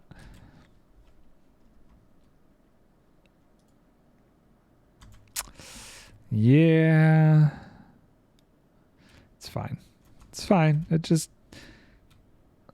takes time. Takes time. And what else am I doing? It's not like there's anything else I can be doing. Good stuff. There's a lot of geodes right here. Holy heck. Are these within the border? They are. You know, I've never seen a complete geode. They're always broken a little bit. Diamonds. Diamonds. The free cam is so cheaty. But useful nonetheless. How's this doing? Oh, it's so slow. It's so slow. Oh, it's painful. I'm going to go fishing because I need to repair my stuff a bit here. Gonna do this while we're waiting. Give me XP. I need to repair my elytra. And I guess some of my other stuff. This is how we get XP. We go fish farming. Hey, buddy. You'll give me some XP. Okay. All of my tools... Well, I mean, all of my armor is almost repaired, so hopefully it'll start going to the elytra soon. Okay. Now it's all elytra repairs. Fish, fish, fish. Hey, buddy. There's some more fish. Come here, fishies. Become XP for me. Yes. Oh, boy. At least you don't have a trident. We're getting there. It's not red anymore. We're down to orange. Yeah. Sorry, nah, the squid are going to be a pain because they're going to run for me. Oh, geez, I'm going to drown. Ow. Ow. Okay, we're okay. More fish. Give me all your XP for my elytra. Wings of... Do choose some odd names for my stuff. You're going to run if I do that, right? Oh, nope. You just died instantly. How about you? Yeah, okay. So you guys just die instantly. What about you? Will you die instantly? No. We're from orange to yellow. Doot, doot, doot, doot, doot, doot. It's getting there. Why are you away from your friends? Like you're all on your lonesome and there's like a school of you guys over here. Link. Oh god, he just swam right in my face. Here we go.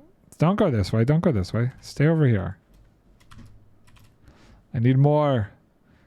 I need more to quench my XP thirst. You're a little baby boy. Do you have less XP than a grown one? Oh my god, I don't know, but you are so annoying to kill. Sorry, fishies. I need all of the XP. I need to repair my life. That's a lot of fish right there. Boop, boop, boop.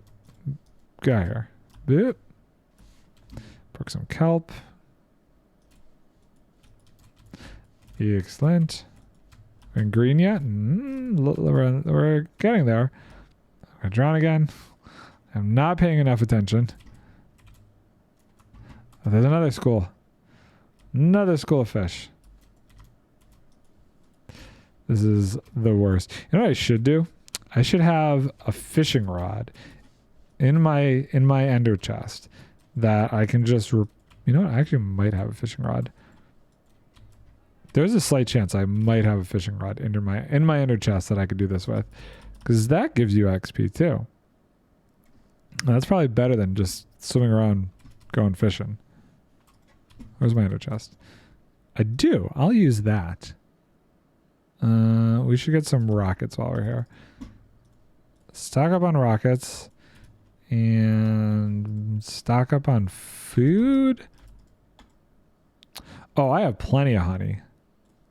I got plenty of honey. Okay, cool. I'm not worried about the honey situation anymore. I have way more than I thought.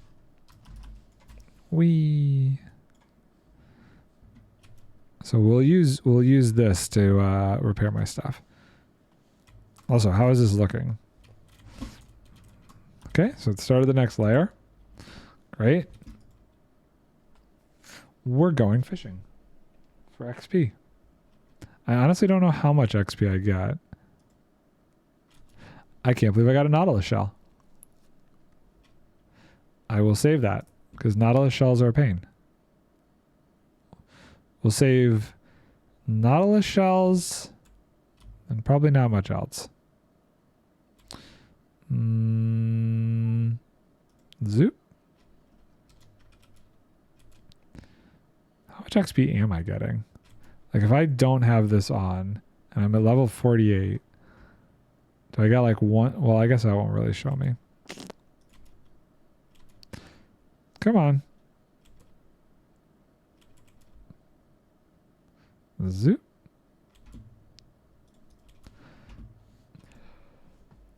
Keep on fishing. I haven't seen anybody really play too much with calibrated skulk sensors since this update came out. I feel like skulk stuff in general either was good in concept but not in execution because it really doesn't get used that much. Like it has way too niche of a purpose. It's kind of sad. It doesn't integrate well with other things. Either that or it's just taking people a while to figure out how to like use it well. I don't know. I really do wish there was more that you could do with skulk stuff.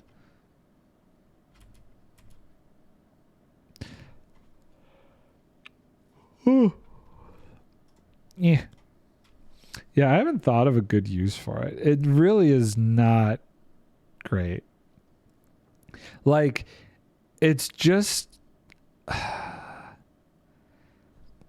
okay, for example, what would be nice if you could use it in the tree farm and that the calibrated skulk sensor could detect when a tree grew. That would be awesome. If it could detect when a tree grew, great. But it would have to somehow not detect all of the other things that go into the farm, which I'm pretty sure it would. But that would be amazing if it didn't. Then it might have some use. Like for, let's see here. What is there's got to be like a calibrated like list. Let's see here. Skulk sound. Oh, I guess it's a vibration, right? Skulk vibration list. What if they have like a good updated place for that?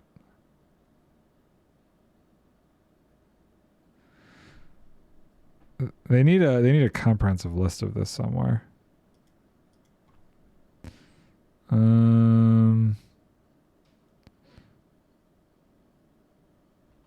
Let's see here. I need the list. Give me the list. Okay, so do they even have tree growing as a thing?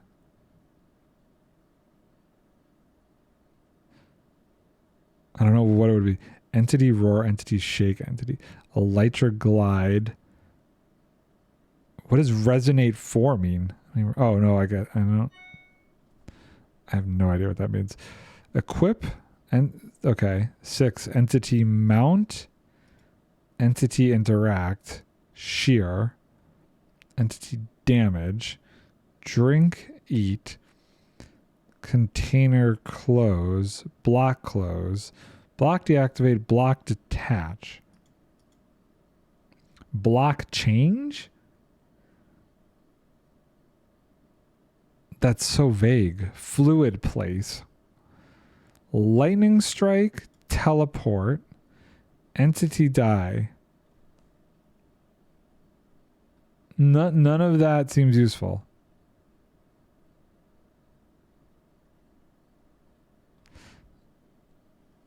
I want to see if I could even Google. I just gotta. Getting so much crap here. Oh, my wings are almost repaired though. Hold on. Let me get the wings repaired and then I'm going to just Google. I got a mending bow. Okay. That's good enough. How is this doing?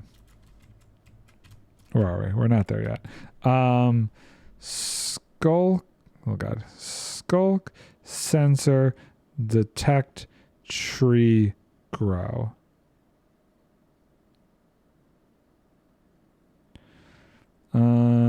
Skulk. Right now, skulk sensors don't react to growth.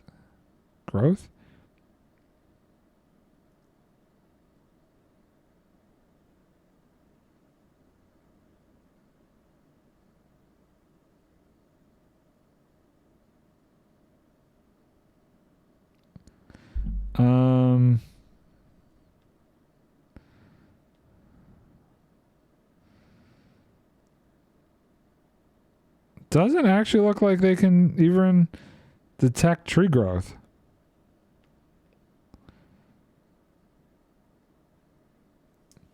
Can't even detect tree growth. I am kind of blown away by that.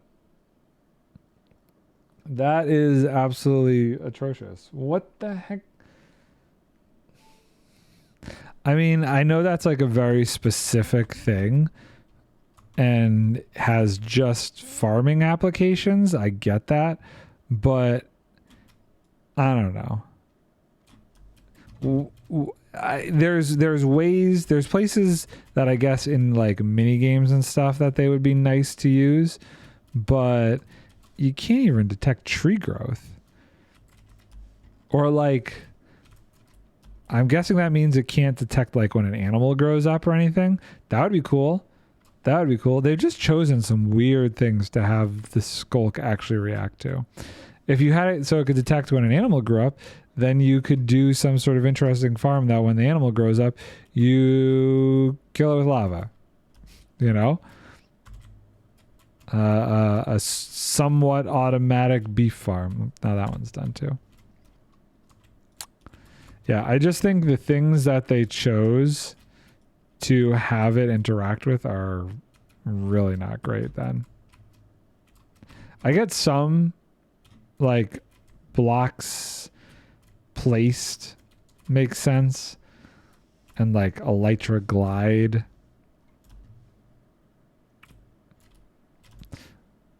But I think they're missing out on some really important ones, like things growing up. It's a shame. Could be so much more versatile if they had stuff like that in there. But then maybe they couldn't, because maybe every other thing in the farm would then be detected by it. Like it would detect.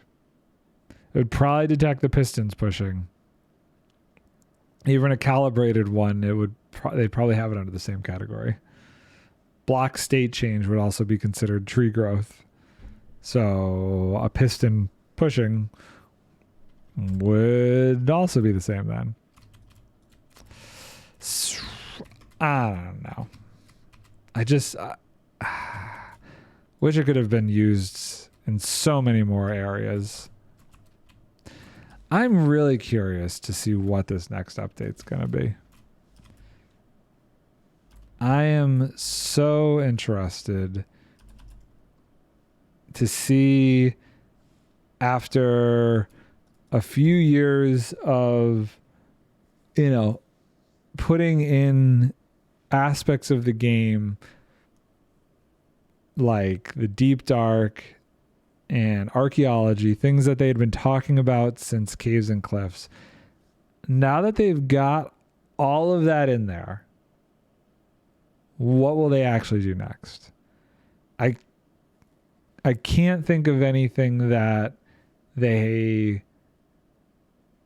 promised, or not, didn't promise. Promise is such a vague word. That they had mentioned back during Caves and Cliffs time that hasn't been added at this point. I mean, there's stuff they said they're not going to add, like the Firefly situation. Hopefully something for the end or to help with inventory. I feel like there's so many people in our side of the world that are asking for that. I really, oh crap. I really wonder how many people overall want that. Like, by the numbers, I would say it's more likely that more people want an end update than people that want an inventory update. Yeah, an inventory update would be great, but I bet you way more people want an end update. And even then, we say we want an end update, but like, how much do we actually interact with the Nether update? I don't know how many people know they want an inventory update. Yeah, they might not know it. It might be more of one of those like things that like you don't understand why you're annoyed and you can't really verbalize it. It's just like, wow, my inventory is always cluttered. Do we really call it an inventory update? But I also feel like, yeah, an end update would be cool. We'd probably get things that would be useful and pretty to be able to bring back to the overworld with us, but we still wouldn't spend more time there. It's not like the Nether update made us spend more time in the Nether. We go there, we grab the few things we need, and we still hightail it the heck out of there. I would say the best thing to come out of the Nether update was piglin bartering. If I had to choose something, that would be it. Keep your different trees. You know, those are nice, but not necessary.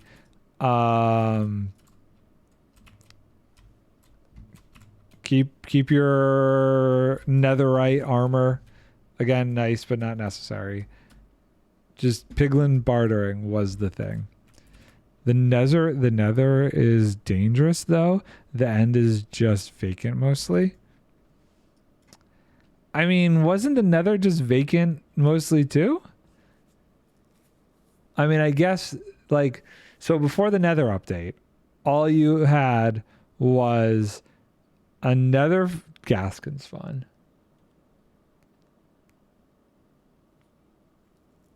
So what you're saying is because gas can spawn and blow stuff up, you can randomly punch a zombie pigman. I won't give you randomly punching a zombie pigman because you could also accidentally look at an enderman. I think it's just as easy to look at an enderman, if not more, than to punch a zombie pigman.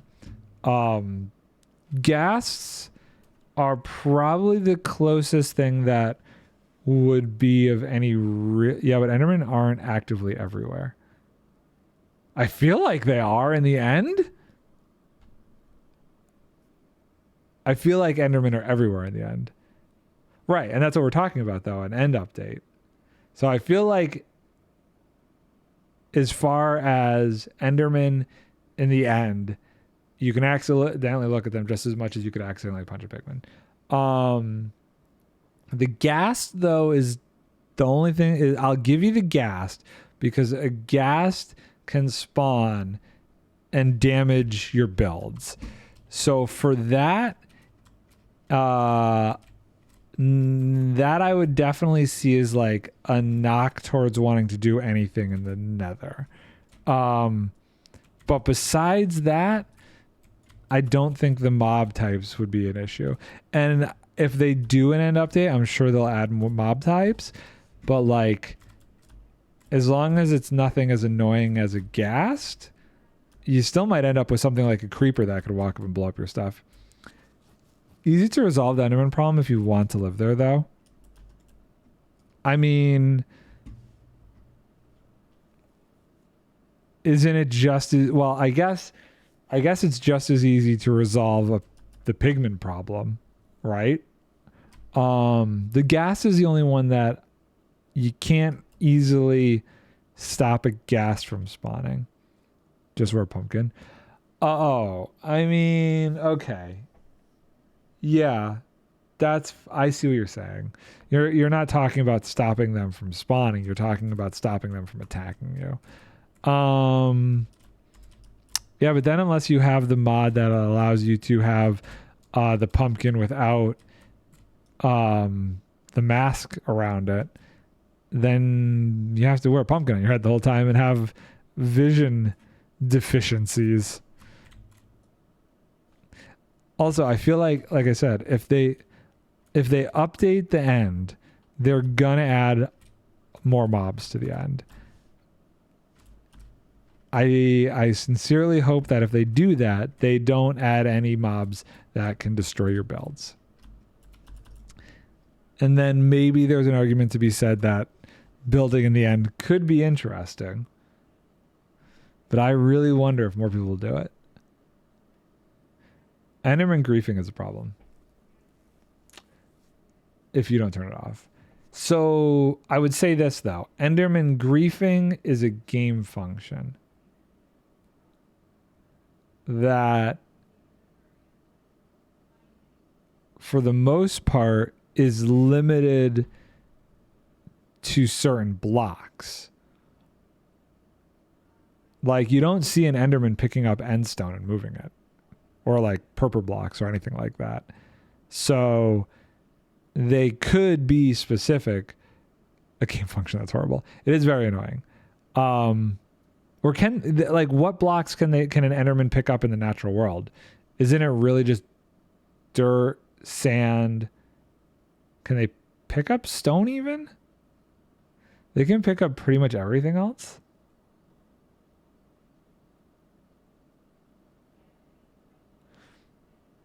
Could an enderman pick up a glass block if it's placed in the world? I thought it was only natural blocks.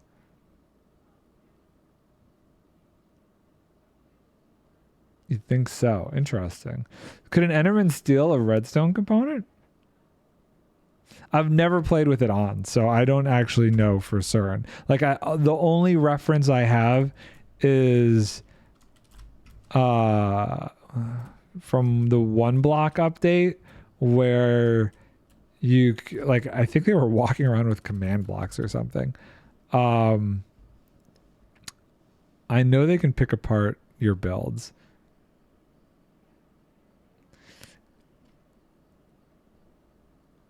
I don't feel like I've ever seen an Enderman.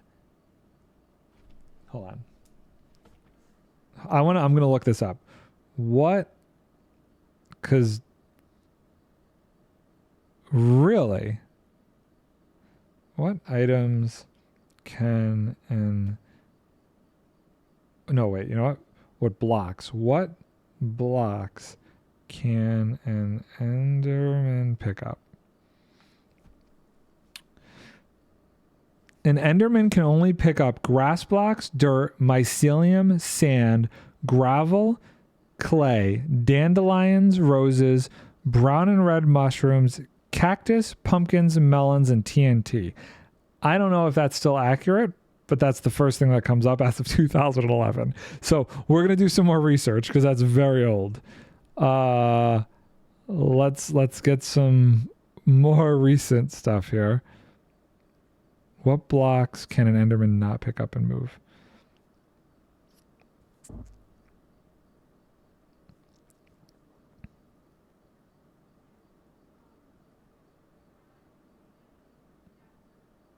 As of 2020, that list that I just gave you is still accurate.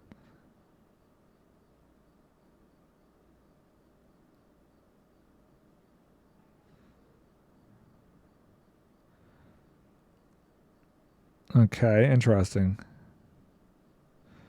But for the most part, those are all natural occurring blocks. Theoretically, even TNT. How did these float all the way the heck over here? Oh, I gotta move this back now, huh? We are at a point where this all goes bye-bye. Yeah, so I'm not seeing like it's not really that much that they can grief. I don't know why I did place that first one. Let's move the bed and we go back a block. Can't remember what her build is made of. I'm gonna keep looking because I just want to confirm that there's no other recent information.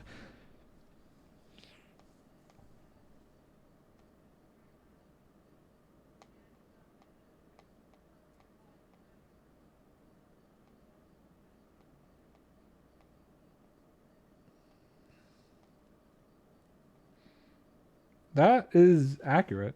No, that is definitely accurate.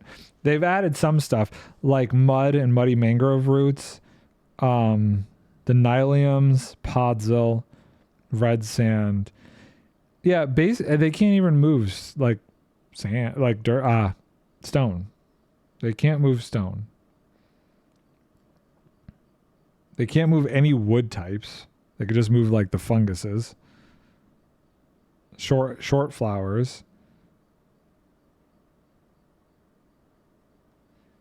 Moss, melons, pumpkins. Yeah, I don't like yeah, there's definitely some blocks, but overall nothing in the nether. Nothing in the end currently, which they could since it seems to be that they just put on the list the stuff that they can move. They could make the entire nether out of stuff and just not let the Enderman move it. So if they did an end update, in theory, there is no really good reason. She made a build in the nether near a warped biome. They might have just been moving the nylium then. They could. So I mean, I guess that's kind of annoying.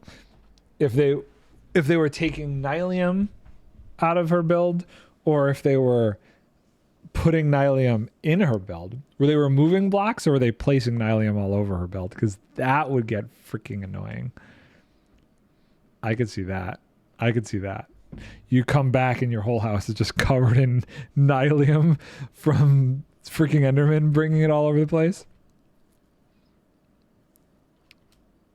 And they both took some and placed some.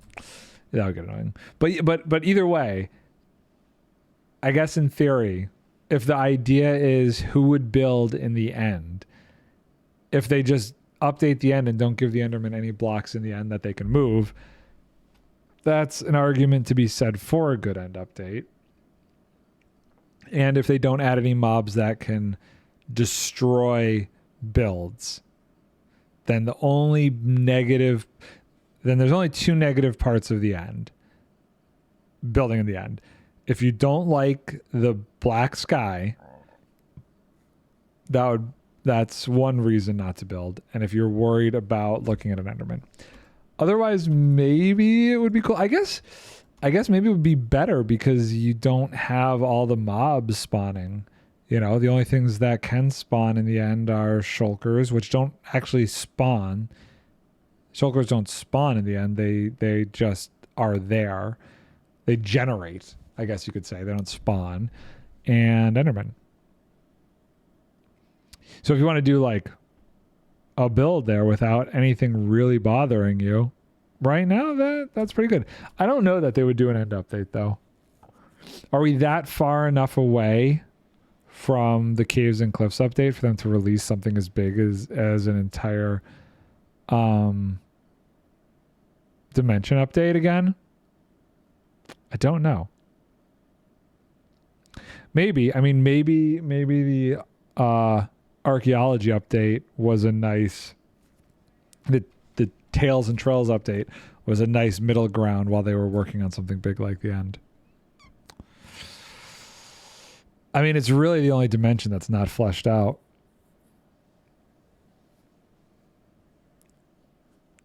And I really wonder if they're never going to do anything with the ancient city portals.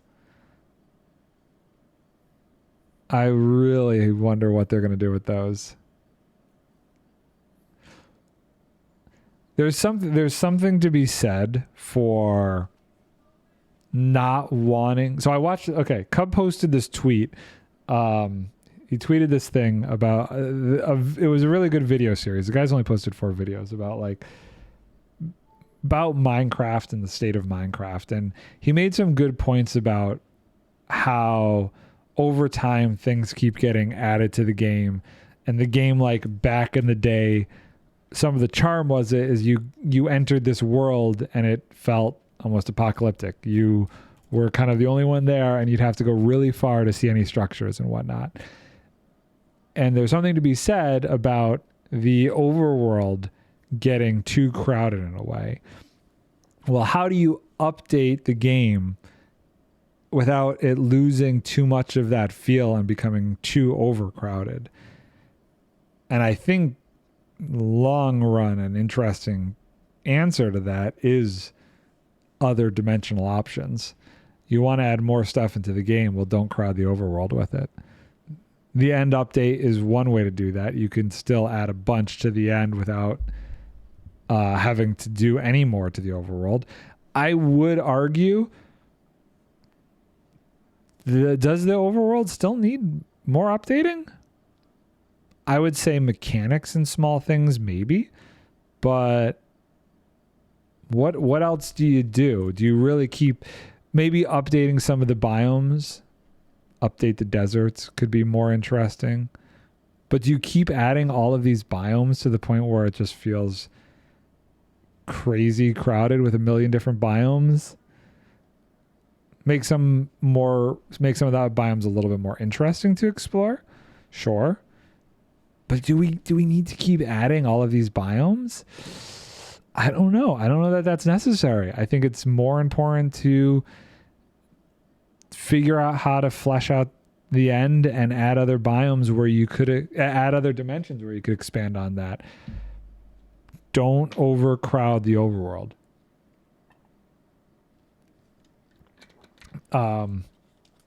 I think there is something to be said for not crowding the overworld anymore. It's getting to the point where it's on the edge. fill it out, fill out the dead spaces, do something with swamps, make those more interesting, do something with deserts. But even then, should they go and add a bunch more stuff? Don't know. It's right on the line. It's right on the line. What are all these more? That's garbage. More emails.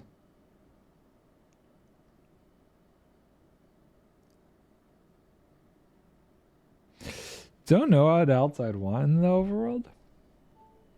I think in terms of what's there, not much. He talked about like copper was kind of his main argument. How the amazing thing about the game is that there are all of these systems that integrate very well with each other. And then they brought in copper, and it kind of became its standalone thing. It doesn't do much with anything in terms of ores and stuff. And it's fine to have just like a block that looks cool. But if you're going to add something that is supposed to promote exploration and mining, there should be something to it. You don't make tools out of it like you do with any other ore. It doesn't smelt something. It's not integrated into any other kind of system. Right? Like every ore that you mine has multiple integrations. Iron can be made into tools. It can be made into hoppers. It can be made into pistons. Gold can be used for trading. It can be used for tools. Does gold get worked into any crafting recipes? I'm surprised gold doesn't get worked into more stuff, actually. But the trading alone is huge. It's integrated into a different system.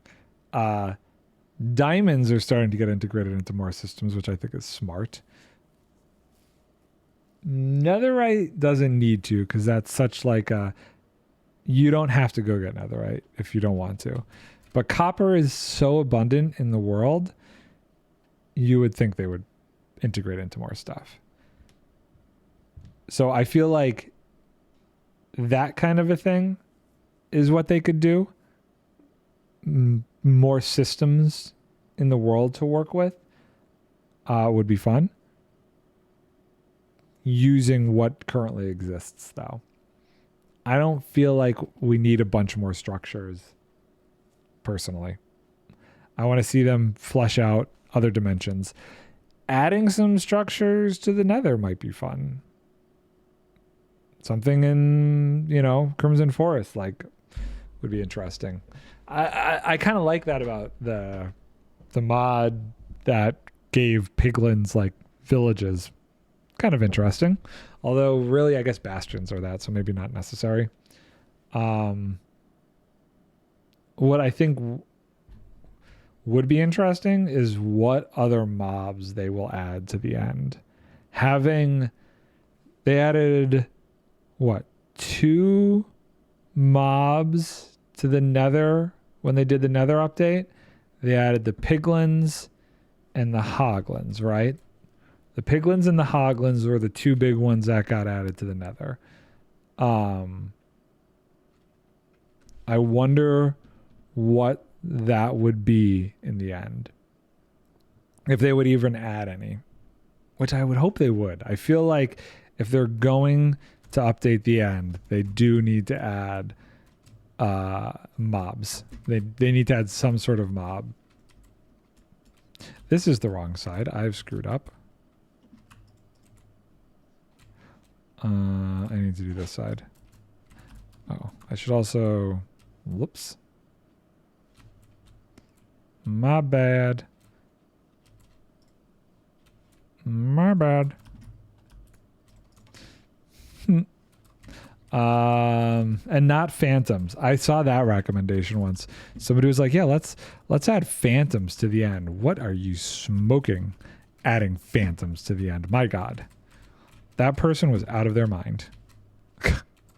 I don't want to be in a dimension where phantoms can spawn. Just That would be the worst. I don't know that they should have any sort of flying creature spawn. Okay. I hate that. I remember seeing that, and that was the worst thing in the world. I don't know why anybody would think that's something they want in the end.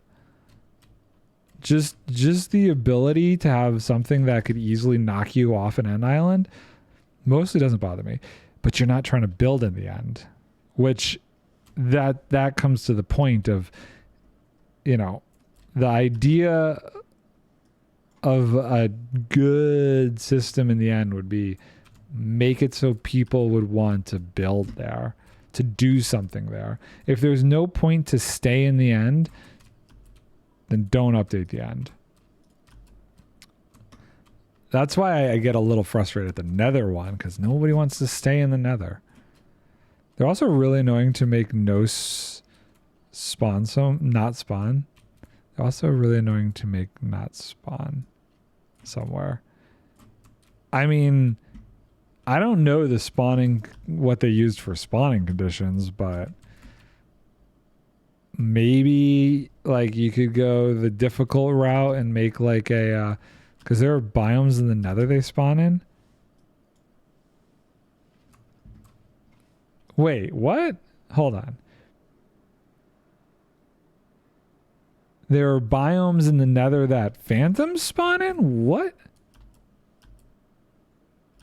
Or are you saying that if they did an end update, have phantoms spawning but be biome specific?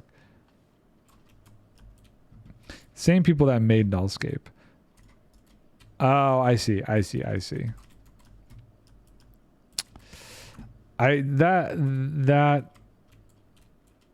It'll be interesting, but I really don't know that they will do an end update.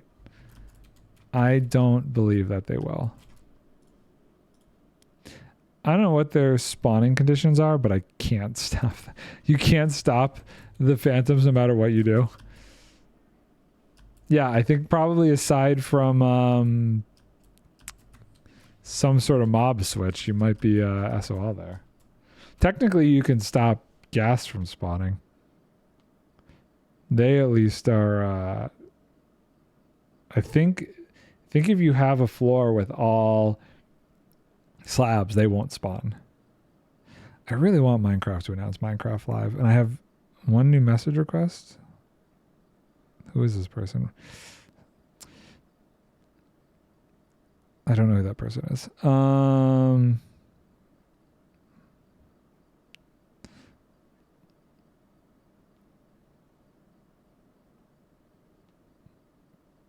Nope. No. What if they'll ever, like, I know I talked about this in the past, but I would like some more mechanics that help with being able to make things feel more alive. I built a wither skelly farm on the community server with a furnace array underneath, and they just spawn in super weird places that I have no idea how they can spawn. Oh, that is annoying. That's very annoying. They never seem to spawn anywhere near the barter farm that I made.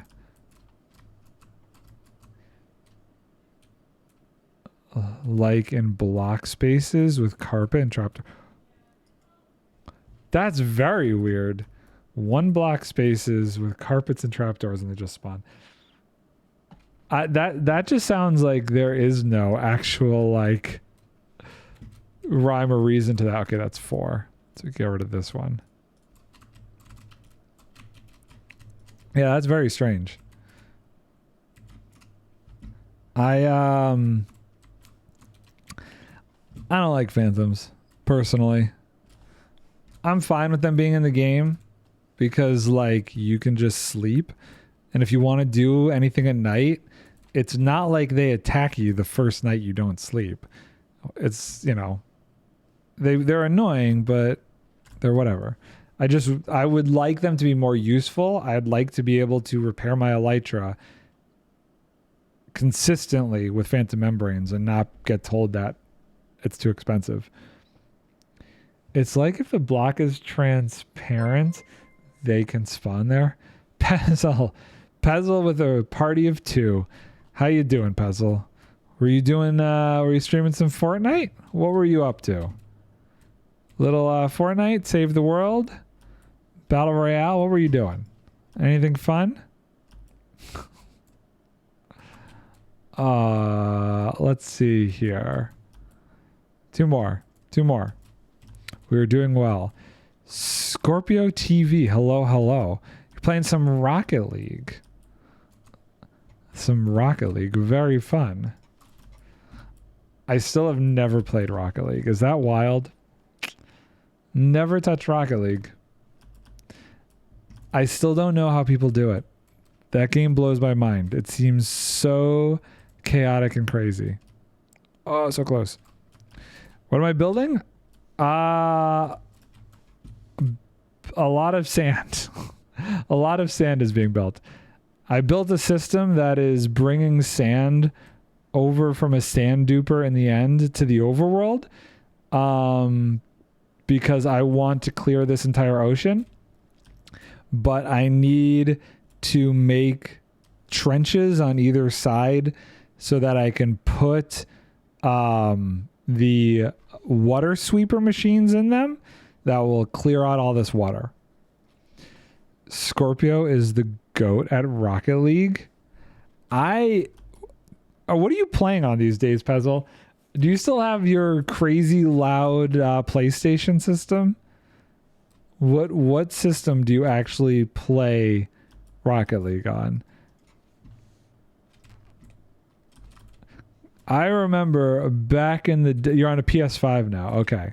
So a little bit quieter. I remember back in the day when we would play Save the World together and all I could hear in the background was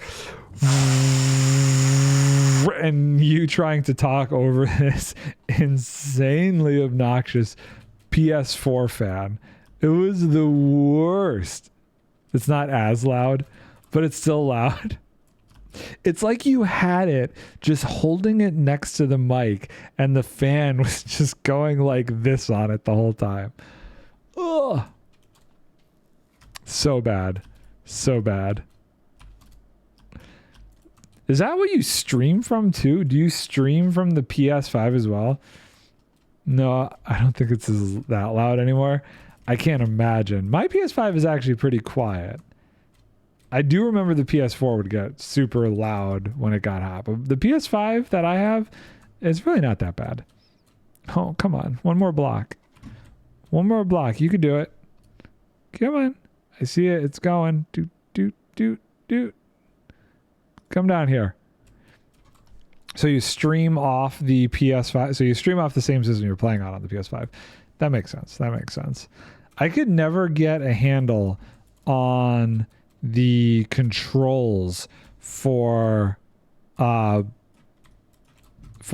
on the PlayStation. Playing those games on the controller just always felt so awkward for me, especially Save the World, where there's just so many different things that you're building, because you're not just placing like the basic builds, but you're also placing all of the traps and stuff too. Made it so difficult. I tried like once or twice, and I don't know how anybody does it. Hey, there we go. Okay. On to the next section. We're getting there. Slowly but surely. This whole thing will be filled in automatically. You should 100%... Oh, they're a streamer, eh? Okay. Let me bring them up here. Follow. There you go. I have given them a follow. It's always good to meet other streamer peeps. And Pezzle's been around forever now, so I trust Pezzle's opinion. Pezzle tried to get me to adopt him once, so it was very awkward. And thank you for the follow, Scorpio. Much appreciated. Much appreciated. Okay, I think that clears that section up. Let me just double check we got everything. What is that? That is a fish. What? Never. Yes, you definitely did. That definitely happened. Definitely happened. Okay, I think we're good here. So I think we should move back the wool. I think we can move this back as well. I kind of want to maybe... I wonder if I start breaking this down. I think I might be okay. Yeah, Pezzle's been here a while. Pezzle's been here a very long time. Come on. Get out of the water. Zoop, zoop, zoop. I should probably put some of this stuff away. I'm going to need so many shulker boxes. I don't even know how much sand this is at this point. I have no idea how many shulker boxes of sand I'm going to have when I go and clear all this out. It's going to be wild. Okay, let's put that in there, that in there. This goes over there. I'm always loyal if someone is a good streamer. Ah, shucks. Shucks. Pezzle. Do you realize you just said I'm a good streamer? I'm a chill kind of streamer. I'm a very chill dude. I don't stream as regularly as I would like, cause my job is I have a weird job where sometimes I have to like disappear for like 2 or 3 months. So it makes it impossible to know you're a boring streamer. That's why you like me, I see. Because I'm a chill. You like, I'm the streamer that helps you fall asleep at night, right, Puzzle? I'm just so boring. You just fall asleep to these dulcet tones of my voice here as we talk about Minecraft and all the beautiful things. I used to only ever play Fortnite. So Puzzle knew me back in the Fortnite days. Back in the day. That was my jam. Since then, all I ever play is Minecraft. I think I made Puzzle start yawning when I switched to Minecraft. Granted, there were days he would play some Minecraft with me. I think you're even still whitelisted on the server, funny enough. I don't think you've ever joined this server. I think you only joined season 1, but I'm like 90% sure I left you whitelisted. Problem is you were only ever able to play from that laptop, and I'm pretty sure that wasn't your laptop. Zoop. Okay, so you have joined this one.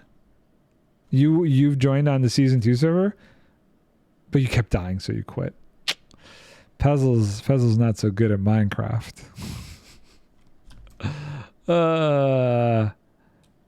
Poor Puzzle. I tease. Oh my gosh. Okay, we're getting there. You were running 20 frames a second. Yeah, I mean, you had a potato laptop you were playing on. I'm not surprised. One day you'll have a computer, and then who knows what'll happen. Why do I still have raw cod in my inventory? Jeez. I'm still waiting on that PC, Nard. I know, I owe you a PC, right?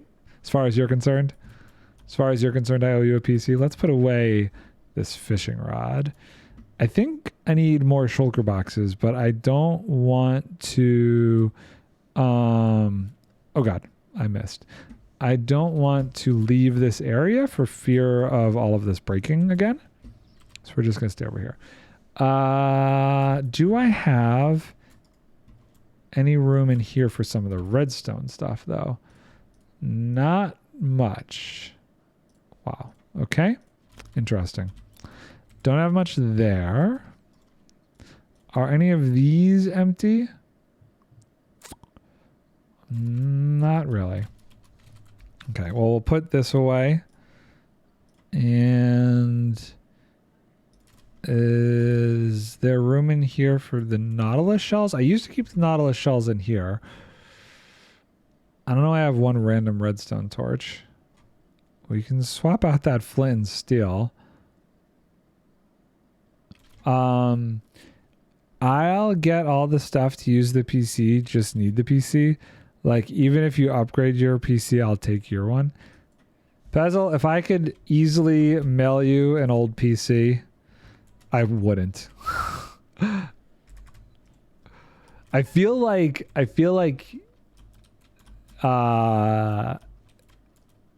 it wouldn't be good. You need to get it yourself. If you come here and pick the PC up from me, I'd give it to you. How about that? How about that? You come to the States, you fly here, I will give you my old computers. I have a problem, Puzzle. I keep all of my old computers, so I actually do have a bunch. Yeah, you come to Buffalo, and I will give you my old computer, and you figure out how to get it back to Ireland. How about that? If you need to take it apart and like just mail yourself the parts one at a time just to make it cheaper, go for it. I do, bro, you have PCs and you won't even give me one. You come here and get it and you can have it. I'm not going through the hassle to figure out how to send a computer all the way to freaking Ireland, bro. Not happening. International shipping, customs, you know the crap I'd have to go to? You're too young. Well, one day when you're too old, then we'll talk, okay? Nobody wants to see Pez's ugly mug by a camera. Have you seen this kid? Take a road trip and film the whole thing. That would actually be pretty fun. I could see that being cool. Pez blogging a road trip across the states. Nah, I actually never seen a face. Oh, man. I've had the unfortunate experience of seeing it. Wow. Hey, man, how much do you rip on me? You're beautiful. You're beautiful in your own special way, Pezzle. How about that? Oh, come on. This is such a slow process. Oh, this is such a slow process. The magical adventures of Pez and the search for the holy PC. Problem is, most of that search would just be a flight. Because he's not old enough to have a license yet. You fly to Buffalo. I'll pick you up at the airport. How about that? Nard, I'll actually pay delivery. You realize that the cost of shipping and customs would probably be more expensive than you just going out and buying like a cheap computer. I'm just like 200 pounds. You could probably buy like a crap Chromebook for 200 pounds. Honestly. And I'm pretty sure Minecraft supports Chromebooks now. For real. For real. Come on, buddy. Don't go Chromebook. Nobody's saying go Chromebook. They are crap. But save another 200, get yourself something that's like 400 pounds and you'd be fine. I've never owned a Chromebook. I know, but if I have a PC, I can't stream on it. Why not? Why would you need to? Why do you need to stream from your PC? Oh, yeah. If you have a computer, you can. Totally. But you know, here's the thing. You need you're not going to be able to do decent streaming and play the game from like a Chromebook, though. I don't even know that the reason I got rid of my other computer is because I couldn't stream and play from it.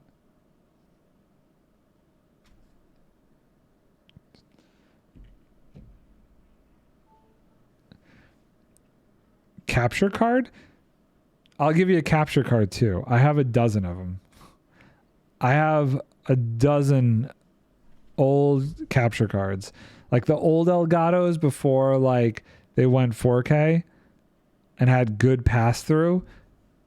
I had like 3 of them. Right. And I don't use those other ones anymore. I don't touch them. So you come back, you come here, I'll give you a crap computer and an old HD Elgato card that I don't use anymore. I'll give you my old webcam. I think that's sitting somewhere too. You can have my old web camera. You got to come here though. Get it. You can have my old my old Yeti microphone. Just wait like 2 years, please. Dude, I am a hoarder when it comes to technology. Most things I throw out, but when it comes to like old tech, I still have this old Mac computer that was like when they had the plastic see-through computers. You weren't even born when this existed. That's how much I hold on to these things. It's awful. It is the worst. I have all of the first bits of gear that I got when I first started streaming. Take it. 2 years, all yours. I'm sure the webcam, the Elgato, and the microphone will still be fine. The computer probably won't even handle Minecraft at that point, though. I highly doubt the computer will handle Minecraft at that point. Nard, I can't believe you said I'm ugly. And how many times have you said I'm old? I'm just getting you back for calling me old. I'm not even 40, man. Not even 40, bro. I'm still in my 30s. Calling me a boomer. It's facts, though.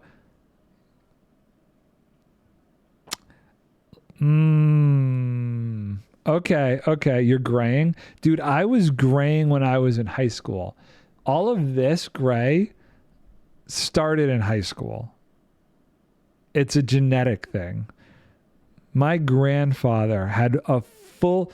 Weirdly enough, the hairline has always been like this. I've just had like a really weird widow's peak. Graying in 29. My grandfather, full head of white hair by the time he was 45. I don't like, it's just the hairline thing. I just have a bad hairline. It's unfortunate. It's unfortunate, but it's an awful hairline. I have pictures of me with this hairline from like when I was 21. The benefit though is it's the same hairline. You have more hair on your arms than your head. Yeah, that's pretty true. But again, hasn't changed since I was a kid. I used to get teased all the time because I was such a hairy kid in high school. It's the truth, man. It's the truth. But none of it has to do with me being old. I'm going to laugh if you're bald by the time you're 25. I'm just going to laugh. Hopefully, I know I am a hairy kid. This poor, if you go bald by the time you're 25, I don't want to hear it, bro. I don't want to hear it. I don't mind the gray though. The gray is fine. The other thing about my grandfather is he never went bald. He always had the hairline, same hairline I have, but he never went bald. So I'm fine with it. Give me the steep hairline, but don't let me go bald. Flip, I'm going through balding now. Oh no, Pezzle. I don't think you can go bald. I mean, maybe you can. Maybe you can go bald by the time you're 20. I know some people who in college they just started shaving their heads because of it. Dude, my wife is praying I get full head of gray by 40. I'm telling you, the gray hair thing, I don't mind the gray hair. I don't mind it at all. I hate the beard though. I usually don't have this. I embrace the bald. See, some people do embrace the bald and it looks good. My brother-in-law does the same thing and it's a good look. Some people can do a good look. I couldn't. My head is like pointed. If I were to be bald, all you'd see is like this. It would be a little triangle up here. I'm telling you. I got dropped on the head too many times as a kid. It all just got smushed very weird. Honestly, I didn't get dropped. I fell off my bike too much. Nah, the beard looks good. If the beard wasn't patchy, I think it would be a problem. Depends on how the balding is happening. That's true too. That's very true too. I used to joke because like It's like so patchy gray in the beard that I would be like, every patch was for a movie that I worked on, and I'd blame the director. So there was this one director I worked with for a while, and I used to blame a specific gray patch on him in the beard. It was pretty funny. That was how I thought about it. A big forehead isn't bad. Mine wasn't that. Okay, go on your Discord and do my face reveal. Go on your Discord and do my face reveal to Scorpio. I don't. Oh, you're Pezzle. You look younger. How did you get younger than your earlier photos? Okay, somehow Pezzle got younger. I don't understand. Hold on, let me see. Pezzle face reveal. Let's see if I could do this easily. I don't know that oh yeah, I guess you technically stream on Twitch, right? Weight loss? Oh, well, good on you, bro. Good on you. Hold on, let me do this. Okay, we're gonna do a face reveal here for Pez. Only because he's been around for 3 years, so I can do it pretty easy. We're gonna do this. Add image. Boom. Browse. Desktop. No, I don't want to see your muscles. Don't be weird. I'm not sharing pictures of you and your goofy muscles. That's it. Ha. Woo! There you go. I'll leave it up for a second. Goofy Pez. My Northern Ireland friend. Okay, let's go and bye-bye. Delete. Yeah, Pez is a goon. He actually looks so much younger, though, funny enough, than he used to look. Weight loss has done you well, my friend. No. I feel like you look younger than you actually are in that photo. That's why I'm surprised. He looks right. That's not how young he is. I promise you. Technically, Pezzle, I don't think you're allowed to say your age though, so don't say your age. But yeah, you look a lot younger since you've lost all that weight. You really do look like crazy young in that photo, Pezzle. Yeah, that photo makes you look super young. That's a good thing. Maybe when you're like my age, you'll look like you're 12.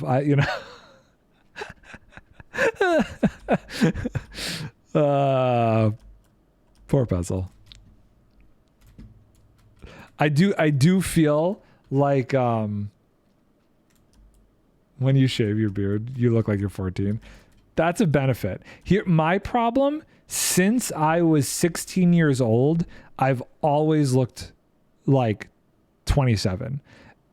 So no, when I was 17, I looked like I was 27. So no matter what I do, I always feel like I look 20 years older than I actually am, which is really freaking annoying. I'm not showing any other photos, Pezzle. We're done with that. This isn't the Pezzle stream. If you want to show them on your stream in the future, you can, but I'm not showing any more photos of you. Oof. Okay, I am thirsty. It is time to drink some aqua. I'm getting hungry too. Wait, what time is it? Oh my God, it's almost 4:30. Jeez Louise. I can't even believe how long this is taking. Holy cannoli. I legit thought that this whole thing would be done in this stream. My God, this is slow. My time. I don't know if you're East Coast. I don't even know if you're in the States. It's 4:00 New York time. I'm in New York. So if you're an East Coaster, yeah, it's getting late. I usually stop streaming around 4:30ish, but still blown away at the time. You're in Boston. You are 3.5 hours from where I live then. You are East Coaster. Totally understand. I live in the Hudson Valley, so very close. I see the signs for the 90 straight to Boston every time I travel. Yep, New Englander right here. Yepers. I am pretty close. I'm over in a little town called Beacon, New York. It's about 40 minutes to an hour south of Albany, about an hour and a half north of New York City, smack dab in the middle of the Hudson Valley. Lovely, lovely little town. I work a lot in New York City, so I kind of stay close over here. Come on. I think that one gets filled in next. Oh my God, I do look 18 with those other photos I sent you. That's what I'm saying. You look so much younger in the one that I just showed. It's absolutely wild how much weight you've lost since like, I don't know. You've lost a lot of weight just in the last year, I'd say. But good for you, dude. I mean, that's good for you. Have you seen any of Yix's photos and how much older he looks now than when we first met him? Kid's grown up. Kid's grown up a lot. Oh, my doggy just gave the biggest yawn. Yeah, she knows it's almost time to go OUT. Yeah. We're grilling tonight. I'm very excited. I went out, got some nice fresh corn on the cob. Gonna do some veggie burgers for me, some burgers for the wife. It's gonna be lovely. Okay. Oh my God, cooking stream, please. No, I hate doing cooking streams. There's so much like work here. Maybe if I was back in Buffalo, but like bring it back. Okay, I will make you this promise. If the strike continues through the winter, I will do cooking streams. If it continues through the winter, I will do cooking streams. But right now, no thank you. People really love those cooking streams, man. Well, that's just not going to happen. You don't know that. The strike's been going on for over a month and a half now. I've been out of work for a month and a half. Well, out of film work. I've gotten lucky. I've gotten a few commercial jobs lately. I have seen nothing, though, indicating that this strike is, well, as of yesterday. Who knows? Things change quickly. It very well could happen. There were people saying that there might not be work until January and that these guys, the producers, might not be willing to come to the table till then. Or at the very least, some people were hoping October, like Halloween time at the earliest. And even then, once the strike ends, once SAG and WGA get back to work, it's probably going to take like, I don't know, 2 to 3 months for things to get back up to speed and for films to start being made again. It takes a lot of pre-production to get a movie off the ground. And I have SAG-Who, the Screen Actors. So it's the Screen Actors Guild and the Writers Guild of America that are on strike. So the people who write the movies and the people who act in the movies are who are on strike right now. I think it's different over there. I think it's like I think it's like a called Actors Equity is Actors Equity is, I think, Broadway. I don't know. It was some like European equity or something. No, puzzle. Stop being inappropriate. Okay, 1, 2, 3. We're not quite there yet. Sorry. Oh, so much work to do. How did this one piece Oh, I see. It's over here. I was going to say, how did this one piece of abandoned mine shaft generate over there? But the rest of it's over here. So many Endermen under here. Still recording. Still recording. So slow. I hate that I have to like babysit this process. That's really annoying. Am I halfway done? 1, 2, 3, 4, 5, 6, 7. Not even close. There's 22. 11 would be halfway done. So how do we feel about the music in the background? Should I keep trying to do this Pretzel Rocks music, or is it like whatever? Music yay, music nay. I'm on the fence. I'm on the fence. Now that I can't even play Minecraft music in the background anymore. So annoying. Not gonna lie, okay. Then I'll leave it. It's better than nothing, right? If it's better than nothing, definitely gonna leave it. Usually, for the most part, I had nothing going. And then I decided to turn back on the Minecraft music, and then I got DMCA'd for the Minecraft music, so I decided to turn it back off and go back to Pretzel Rocks music. So if we like it better than nothing, we'll leave it. Which it seems like Pezzle says yes, and what Pezzle says goes. Except when it comes to every other matter. Oh baby, you gotta wait a little bit. It's a little early. It's not 4:30 yet. You're gonna have to wait, dear. My dog be sniffing at me. So how much would a plane ticket, a round trip plane ticket from where would you fly out of? Dublin? You'd have to go to Dublin, right? Let's see here. Dublin, probably JFK would be easier for you to get to. No? Where would you even fly out of? Belfast? That's just gonna be annoying for you. Belfast to, let's say, New York City flights.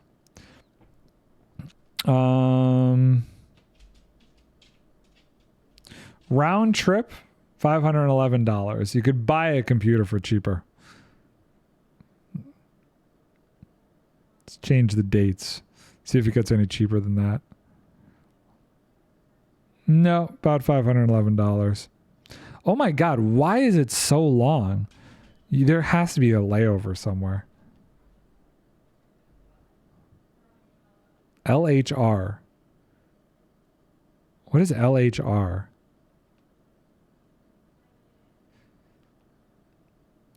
What is I pay for half. No, I'm not paying for half.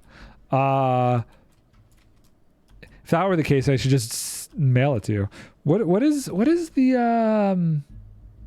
airport in England? What's the big airport in England? I always forget the name of it. It's got to be the one in England.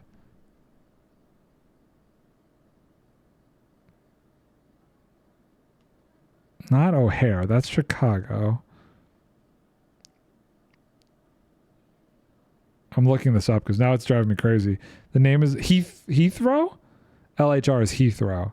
Okay. So yeah, because I guess there is no direct flight. I guess everything from Ireland seems to go through Heathrow. Yes, that. So like, even if, I guess it doesn't really matter if you left from Dublin. I'm just curious to see if you left from Dublin, if it would be any cheaper. Dublin to New York City. Wow, it's actually, it's significantly cheaper. It is significantly cheaper.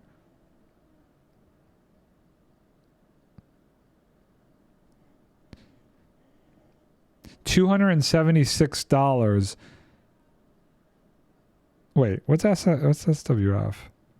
That's not New York City. Where is that? What is SWF airport? Oh, Stewart. Is that a direct flight? No, definitely not. No, Dublin is, okay. It might be further, but it's half the price. It is half the price to fly here from Dublin than from Belfast. That's insane, dude. See, that's why, like, so I know it might be further, but there are times where I'll fly out of New York City than Buffalo if I'm in Buffalo, because it's just so much cheaper to fly out of a major airport. Usually they can keep the cost down because they have so many more planes going anyway. More flights means less seats, which means they want to encourage more people to fly in general, so they keep the prices lower. So it's always cheaper to fly out of a major airport. How far away is Dublin really to you? Belfast to Dublin, what is that, 4 hours? What kind of drive is it from Belfast to Dublin? Let's see. Dublin to Belfast. Oh man, it's only an hour and 50 minutes? That's not that long. Hour and 52 minutes to get to Dublin.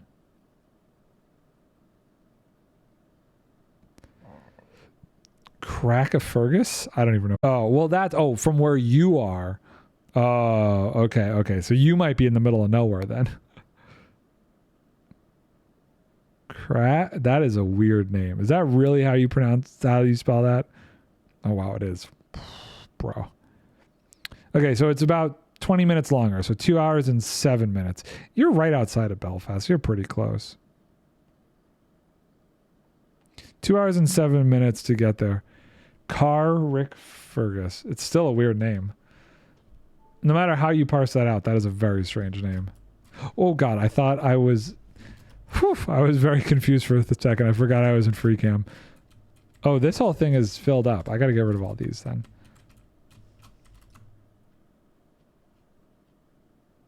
I got very confused. Okay, so that's all filled, so we can get rid of all of this jazz. Start filling this section up. I am so hungry right now. You're not saying it right at all. I am not, and I'm sorry for that. And I don't think there's any possible way to say that name right. It's just such a weird name, dude. Carrickfergus. I give up. Okay, so this one's filled in. Got really filled in. And now we move everything back for this one to get filled in. We go back by one. Blink. Set my spawn. Oh, well, I should stay up here because I'm going to need to... Bro, it's an easy name. Carrickfergus. It sounds like two different names mashed into one, to be honest with you, Bezel. It's like... That's not one name. That's two different names. You know? It's a very weird name. Say Newton Abbey. Newton Abbey. That sounds like a reasonable name, but that is still another situation where that is two names mashed into one. Like, realistically. It's like saying Downton Abbey. It's the same thing. Downton Abbey, Newton Abbey. They're all just Abbey friends. That one is better. Well, I mean, like, I know of Downton Abbey, so it like, okay, this one, I always get confused because is the E silent? Is it Larn? Or do you actually pronounce the E? Like with my name, the E is silent. The NardONE. Larn. Yeah, so the E is silent. It's not Larnay.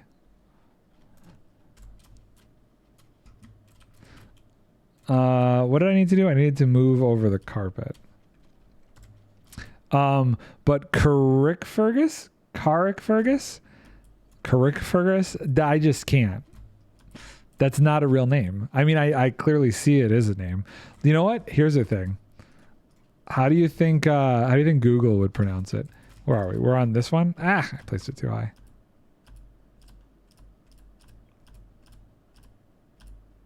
Okay, guys, I gotta go. See you later, dude. Scorpio TV. Thanks for stopping by, man.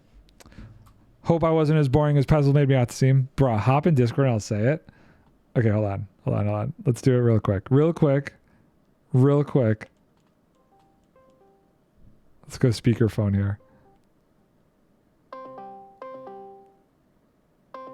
I'm kidding. Come on, Puzzle. Here it goes. Okay, how do you say it? Alright, it's a Carrickfergus. Carrickfergus. That's how I was saying it. No, you're saying something completely different. So Carrickfergus. Carrickfergus. I was saying Carrickfergus. I see. Carrickfergus. Okay. Amazing. There you go. Now we know how to pronounce it. Carrickfergus. Okay, thank you. Bye. Carrickfergus. That's not awful. It's still a strange name for a place.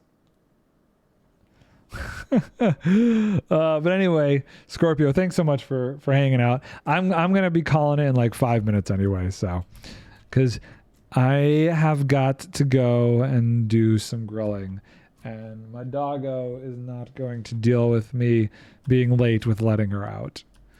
She not too happy. She was already over here giving me a hard time about it. Which is funny, because usually she's fine till like 5 o'clock. I don't know why today she's being a little bit more of a scutch about it. I'm going to have to really babysit this whole thing. How did Wool get over here? Oh, yeah. So I didn't have much to eat today, so I am starving.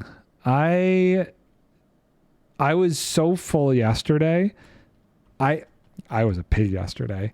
I had way too much food yesterday, to the point that when I woke up this morning, I wasn't even remotely hungry. So I didn't eat breakfast because I'm like, I'm still full. And then I got to lunch and I was still like, okay, I'm kind of hungry. But still not super hungry. So I just had like a bowl of Brussels sprouts and a yogurt because I was still like not quite there. But now I'm freaking starving. I've had so little today that it's finally gone through my system. So you just need some Puzzle speech lessons. Okay, let's clarify that. I need Puzzle Irish in parentheses speech lessons. Because that's definitely an Irish name. Carrickfergus. So you basically did some intermediate fasting. Kind of, yeah. It was probably... I used to do is it intermittent fasting? I think it's called here it's called intermittent fasting. I used to do intermittent fasting a lot during the pandemic so that I didn't get too crazy with the weight, since I wasn't working at all, since I couldn't, where I wouldn't eat anything from like 7 o'clock at night till like 1 o'clock the next day. I will admit, I felt like crap, but I never really gained any weight. In fact, I think I like lost 10 pounds during that time period. But I would feel like garbage. So I don't like doing intermittent fasting because of how it makes me feel. And it made it really difficult to like work out if I was doing intermittent fasting, because I felt like I always worked out in the morning. And because I didn't have anything to eat, I didn't feel like I had any protein or anything to burn. So I didn't feel like I was working out effectively. You have to drink a lot. I do drink a lot. I was drinking a lot of water. Apparently coffee didn't count either. So I would drink a lot of coffee because coffee helped as like a almost like an appetizer suppressant to a degree. Yeah, drink again. Now it's for you. But I do drink a lot of water. I stopped drinking stopped drinking soda before the pandemic. So now all I really drink is like coffee. I have orange juice, some milk, some tea. Coffee gives you the caffeine. The caffeine is what would help me power through it, though, when I didn't have any protein for energy, man. That was the big thing. Like, not getting any protein as somebody who normally, aka fizzy drinks. Yeah, no fizzy drinks. Soda, pop, fizzy drinks, whatever you call them.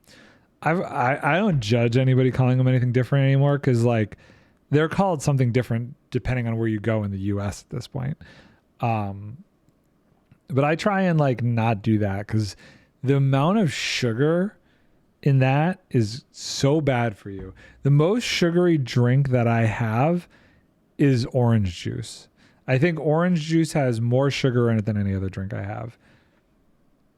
Actually, no, that's not true.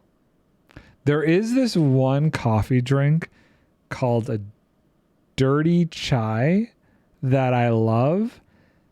I bet that probably has more sugar in it than a cup of orange juice. Here, everything is a Coke. Any type of soda is just called Coke. Apple juice, I don't like apple juice. I used to like apple juice when I was like younger, but I kind of grew out of apple juice. Orange juice is where it's at for me. Orange juice is the only kind of juice that I really like. If you order Coke, it's likely you'll get asked what kind. What? If you order, that's wild. That is wild to me. If you order a Coke, you'll get asked what kind. Coke? Do you just have to say Coke again? Are you allowed to even have a Pepsi there? When I drank soda, I will be 100% honest, I preferred Pepsi over Coke. And in a blind taste test, I was able to tell the difference. Yep, or say Coca-Cola. Oh, yeah, the cola. Apple juice is not way nicer. I think juices are very I don't want to say age dependent, but like your taste buds change as you do age. And I think for me, it is one of those things that I just grew out of being able to like the flavor of apple juice. I like apples still, or an apple pie or an apple crumbler. I still like, but just in juice form, it's like too, I don't know if bitter is the right word, but there's something about it. Where I like the, I don't know if you'd call orange juice acidic, or you'd call it acidic, but not like sour. I like the flavor of orange juice. Coke Fanta orange. Fanta is intense, dude. That is a soda, though. That's a fizzy drink. I only think I've had it once many, many years ago before I stopped drinking the fizzy drinks. Never again. I could never get into any of the orange flavored fizzy drinks. I like apple juice, but if I'm going to drink sugar, I'd rather have soda. See, the problem for me, minus like the health part of it, is I stopped being able to do carbonated drinks. Something biologically changed in my system where anything carbonated actually upsets my stomach now. Like I had tried to transition, like I stopped doing like Coke and Pepsi and those kind of things and started to do like ginger ale and stuff like that. But even that, like the carbonation hurts my stomach. It's really weird. I just can't do carbonated drinks. Pure orange juice, not the Delonte stuff. Dude, pure orange juice. I've had like orange juice in Spain, and holy crap, it is some of the best orange juice I've ever had in my life. Mellow yellow will be the death of me. Isn't that stuff like horrendous? Isn't that like drinking just straight up chemicals? Nard, get DIHREQ. I don't even know how to pronounce it. I'm not going to try. When he drinks fizzy drinks. I don't know what that is. They'll find me dead surrounded by empty cans of it.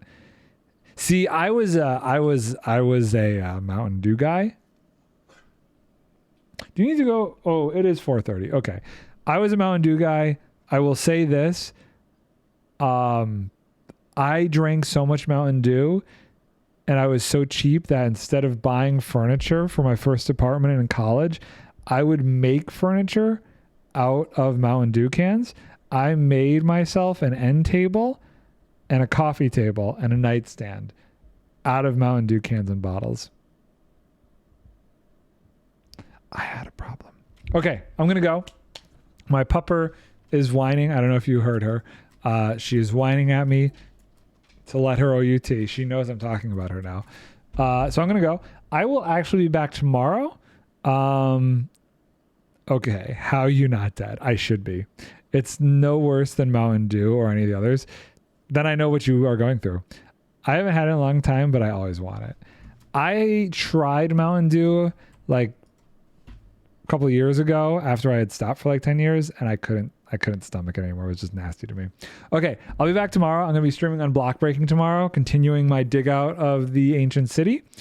Thank you guys for hanging out. Pezzle, again, thank you for the raid, man. I will catch you guys tomorrow. Thank you so much. Bye for now.